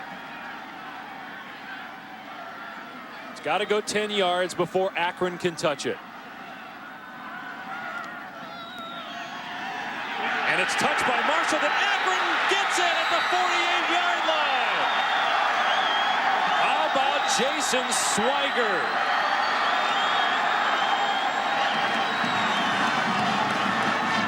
Swiger never thought about college football. He didn't know what to do with his life. And someone said, you're a great kicker, go try out at Akron. He did. He was cut 3 times, finally made the team, and here's the play of his life. And it's the second bounce. It's this bounce right here, right in front of the defense. That's the key. It comes up, it hits Josh Davis right in the chest, and look at the reaction on the Akron sideline. And look at Pruitt. Pruitt thinks they've got it. It comes right to Josh Davis, the best hands on the team, but they can't come up with it. Can Charlie Fry do it on Charlie Fry Day, on Friday Night Football? Back to throw on first down for the 48. Guns that one home inside the 40. And to the 34-yard line is Hickson. They'll stop the clock to move the chains. 1 timeout remaining for the Zips. And Terrell lost a shoe. Right now, Marshall only has 10 guys on the field. They finally get in an extra DB. Well, yeah, an extra DB who's cold. But they got to call timeout. That helps Akron as Marshall has to burn a timeout. Marshall has to burn a timeout because Terrell lost his shoe and they didn't have the right guys on the field. Well, Mariah Anderson, number 3, is the guy that ran out there, but he'd been standing on the sideline. He was absolutely stone cold. It would have been a potential disaster for Marshall if they'd have run that play. Now, number 2, okay, right there. Yeah. That's when the shoe comes loose, and that's when the shoe comes out. That's one of the reasons guys spat their shoes. That means you do tape on top of the shoe up your ankle so that the shoe can't twist off your foot that way. His shoes weren't spatted. He's going to go back in the game, though. Well, Akron had to burn a timeout before the onside kick. Now Marshall does. Fry with 288 passing yards, 2 touchdowns, a rushing touchdown. Well, we hype MAC quarterbacks coming in, talking about how many guys from this league have gone on to the NFL. What a job both Stan Hill of Marshall and Charlie Fry of Akron have done tonight. 2 more MAC quarterbacks who have a future in professional football. Fry on first down from the 34. Pass Hickson again inside the 30. And to the 27-yard line. Hickson, a starter at safety the last 2 years, the leading tackler last year, moved to wide receiver, and you can see why. And Charlie Fry is the one that convinced the coaches to move him. Fry could have gone pro last year. J.D. Brookhart talked him into staying. Fry just throws that one away wisely. So it brings up 3rd down and 3. They're in 4-down territory at the 27-yard line of Marshall. But it's interesting the choices they have here. The defense will want to stop them from getting that first down 3 yards up the field. However, it might not be a bad time now to go play action and go for the touchdown and then go for the first down on 4th down if they don't make it. Don't forget, join North Texas, Louisiana Lafayette in progress after this game. Minute 40 to play, 3rd down and 3.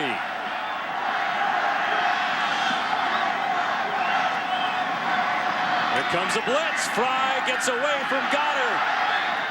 And his pass is incomplete over the middle. He was trying for Montgomery, who caught the touchdown pass in the last drive. Goddard almost got Fry that time. And he had to actually quiet down the crowd. They were cheering him on. Many of them fans from where he went to high school, Willard, Ohio, about an hour and a half from here, a tiny town. And yet he had to wave them down with his hands. It's 4th down. They have to go. They're 2 for 3 tonight on 4th down. They have to get just past the 25-yard line.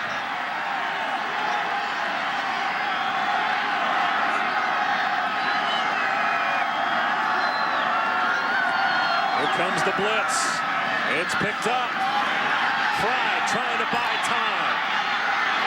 Fry still looking. First down to Hickson inside the 20.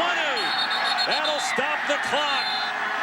Deontay Wilson on the tackle. 1:21 to go in the 4th quarter. Fry defeated. Goddard. Look at Goddard here, right on your screen. He's going to come upfield, try to contain him as he goes out, but he slips and falls. That allows Fry time to come back to the other side, and that is what the scouts talked about. The intangible, the poise. We are seeing really good quarterback play from both Stan Hill and Charlie Fry. Fry again, gunning that one. Hits Ellington in the chest, but he can't hang on. Ball. That ball was on fire, hitting Ellington right between the 1 and the 9. It comes out hot. Oh, and Fry shaking his hands. Shaking his head afterwards. What can you do? This is Fry's father, his mother there to his right. Come on, this is my boy. He's trying to impress a national audience. Catch the ball. Fry has gotten better as the game has gone on. 304 passing yards for Fry, 435 for Hill. 2nd and 10 at the 18. Fry with time. Goes to the sideline, another drop. Through the hands of Dan Bash. That's the 2nd time that he hasn't been able to hang on.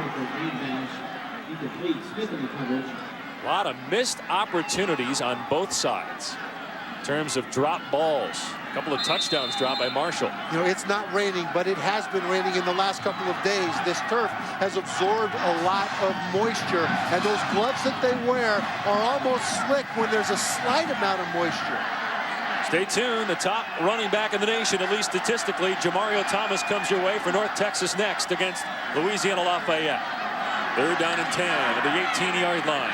Fry through the hands of a receiver. That pass was too hot.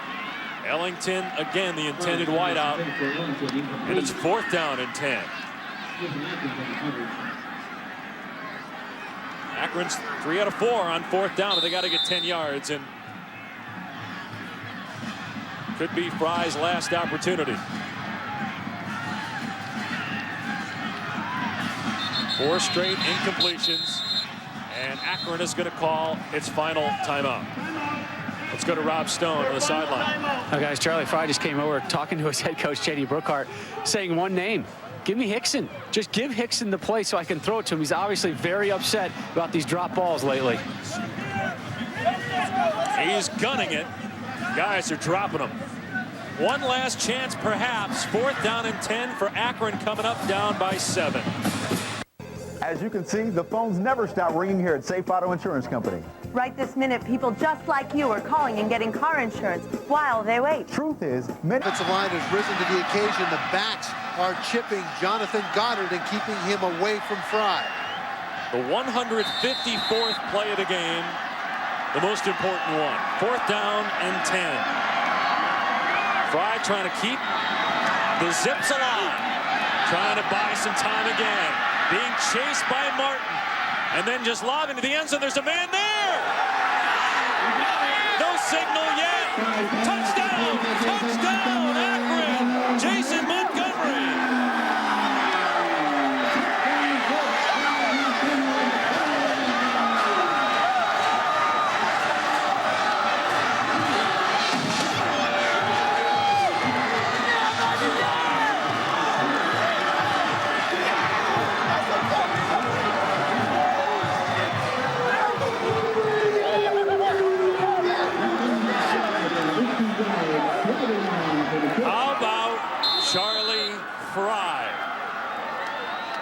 Ran away from everybody and somehow found Montgomery, who hung on to the ball in the back of the end zone.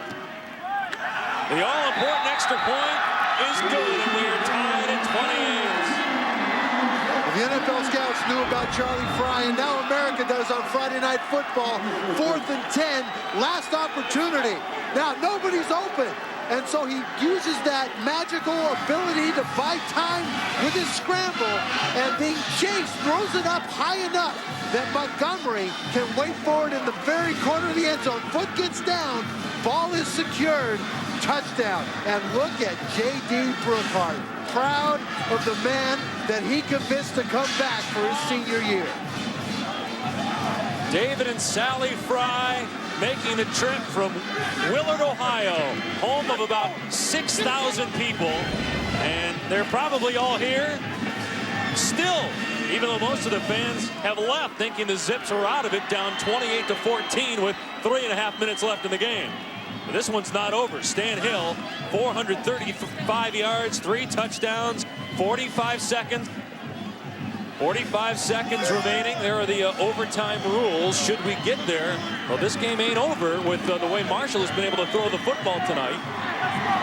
Each team gets 1 possession from the opponent's 25-yard line per overtime until winner is decided. And then starting with the 3rd overtime, teams must go for the 2-point conversion. But, again, Marshall has had tremendous success throwing the football downfield against Akron's defensive backs.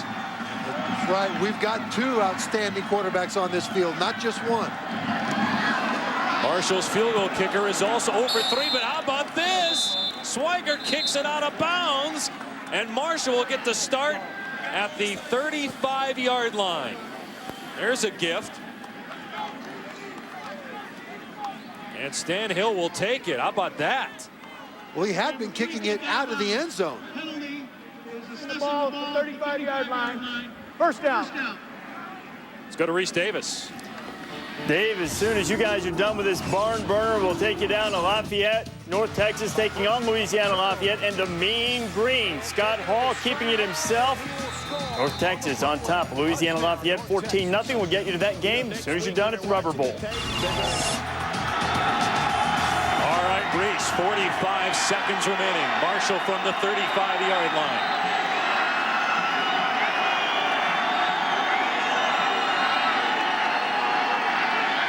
Hill with time, throwing into traffic, and it's caught at the 39-yard line. Marshall only has 1 timeout remaining, had to burn a timeout on defense on the previous series. Their field goal kicker is 0 for 3 tonight. They've all been short field goals. 2nd and 5. Hill pumping, hit as he releases, and it is incomplete, nearly picked off on the far sideline by Fuller. Well, he's looking for a push, but we talked about the dilapidated state of this stadium. The field is not that way. It's relatively recently replaced, but when it gets wet, it's got certain characteristics of grip. The Akron players have not been slipping tonight. The Marshall players have been. Home field advantage. What a game. And it's not over. Not even close. 3rd down and 6 from the 39. Hill pumps, going deep, throwing it in double coverage. Davis almost caught it anyway at the 26-yard line. Henry and Fuller were down there for Akron. Well, they knew who the playmaker is. Josh Davis. And as this ball comes down, he is completely blanketed. Not pass interference, good non-call. And now we're down to it. 12 seconds, but it's 4th down. Now, Marshall has to punt it away, giving Charlie Fry maybe one more opportunity at a Hail Mary. Dominic Hickson does have a punt return for a touchdown this season, and he's back to receive this kick standing at his 30. O'Connor drops it, and he's taken down, and he lost the ball.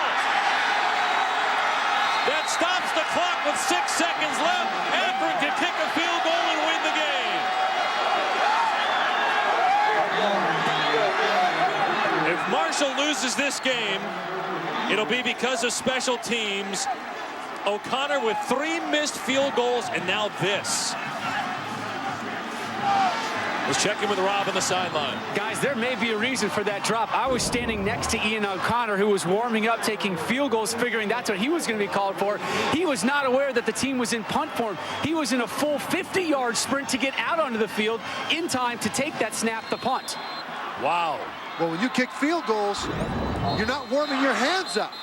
You know, if you're going to catch a punt snap, you keep your hands warm in addition to your legs. Timeout called by Akron. No timeouts remaining now. That actually had to be on Marshall because they were the only one that had a timeout left. So it was on Marshall, even though the official signaled Akron. And Swiger, who's already missed tonight. We've not had a made field goal in this game. His long this season is 46. This would be a 43-yarder. Jason Swiger trying to win the game.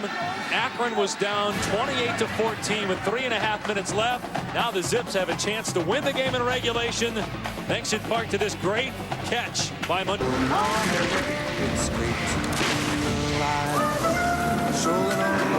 For those who never quit, the battery that never quits. Energizer. Keep going.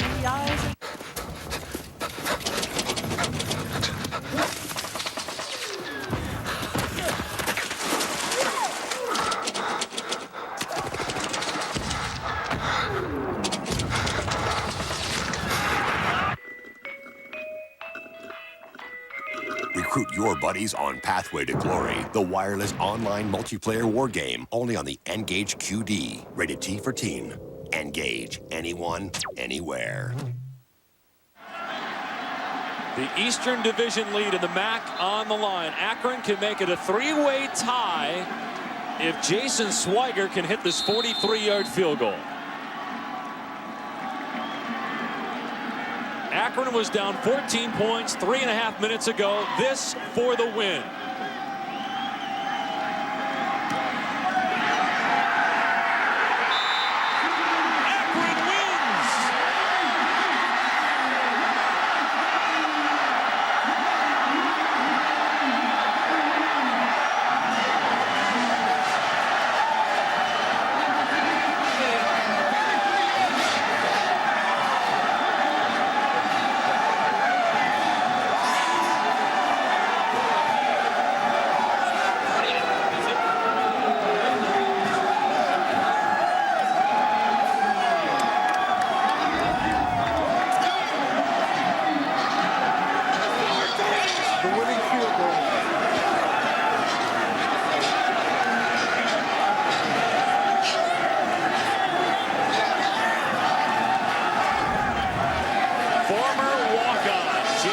Swiger, 25-year-old junior, ties the Mid-American Conference Eastern Division. What a comeback by Charlie Fry and the Zips. And on Charlie Friday, Fry gets it done, and he's with Rob Stone. Yeah, it's called Friday for a reason. How did you improve from the first half to the second half? What led to so much more success? Hey, we just kept believing, and I went in at halftime and told the guys, hey, we got a second half to play. It was a little down in there, but, you know, anything can happen. And that showed today that's why you play 4 quarters of football, because every play matters. momentum had swung in your favor?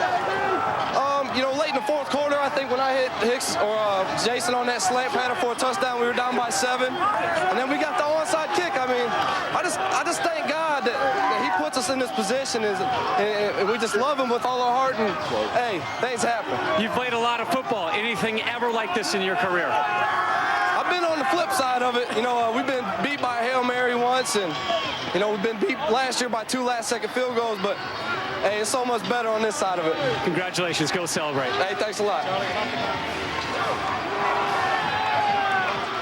Charlie Fry brings Akron back from 2 touchdowns down late in the fourth quarter, and the Zips win it on a 43-yard field goal by Jason Swiger.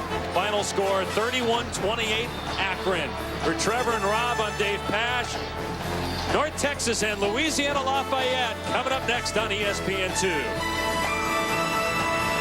And we welcome you to Cajun Field in Lafayette, Louisiana. We are here at the almost conclusion of the first quarter, along with Jim Donnan, the coach, and Stacey Dale Schumann. I'm Jerry Punch. 2 minutes and 31 seconds to play here in the first quarter, and it has been turnover city.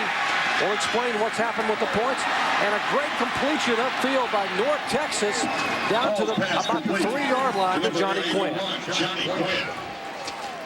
Now, North Texas has scored twice.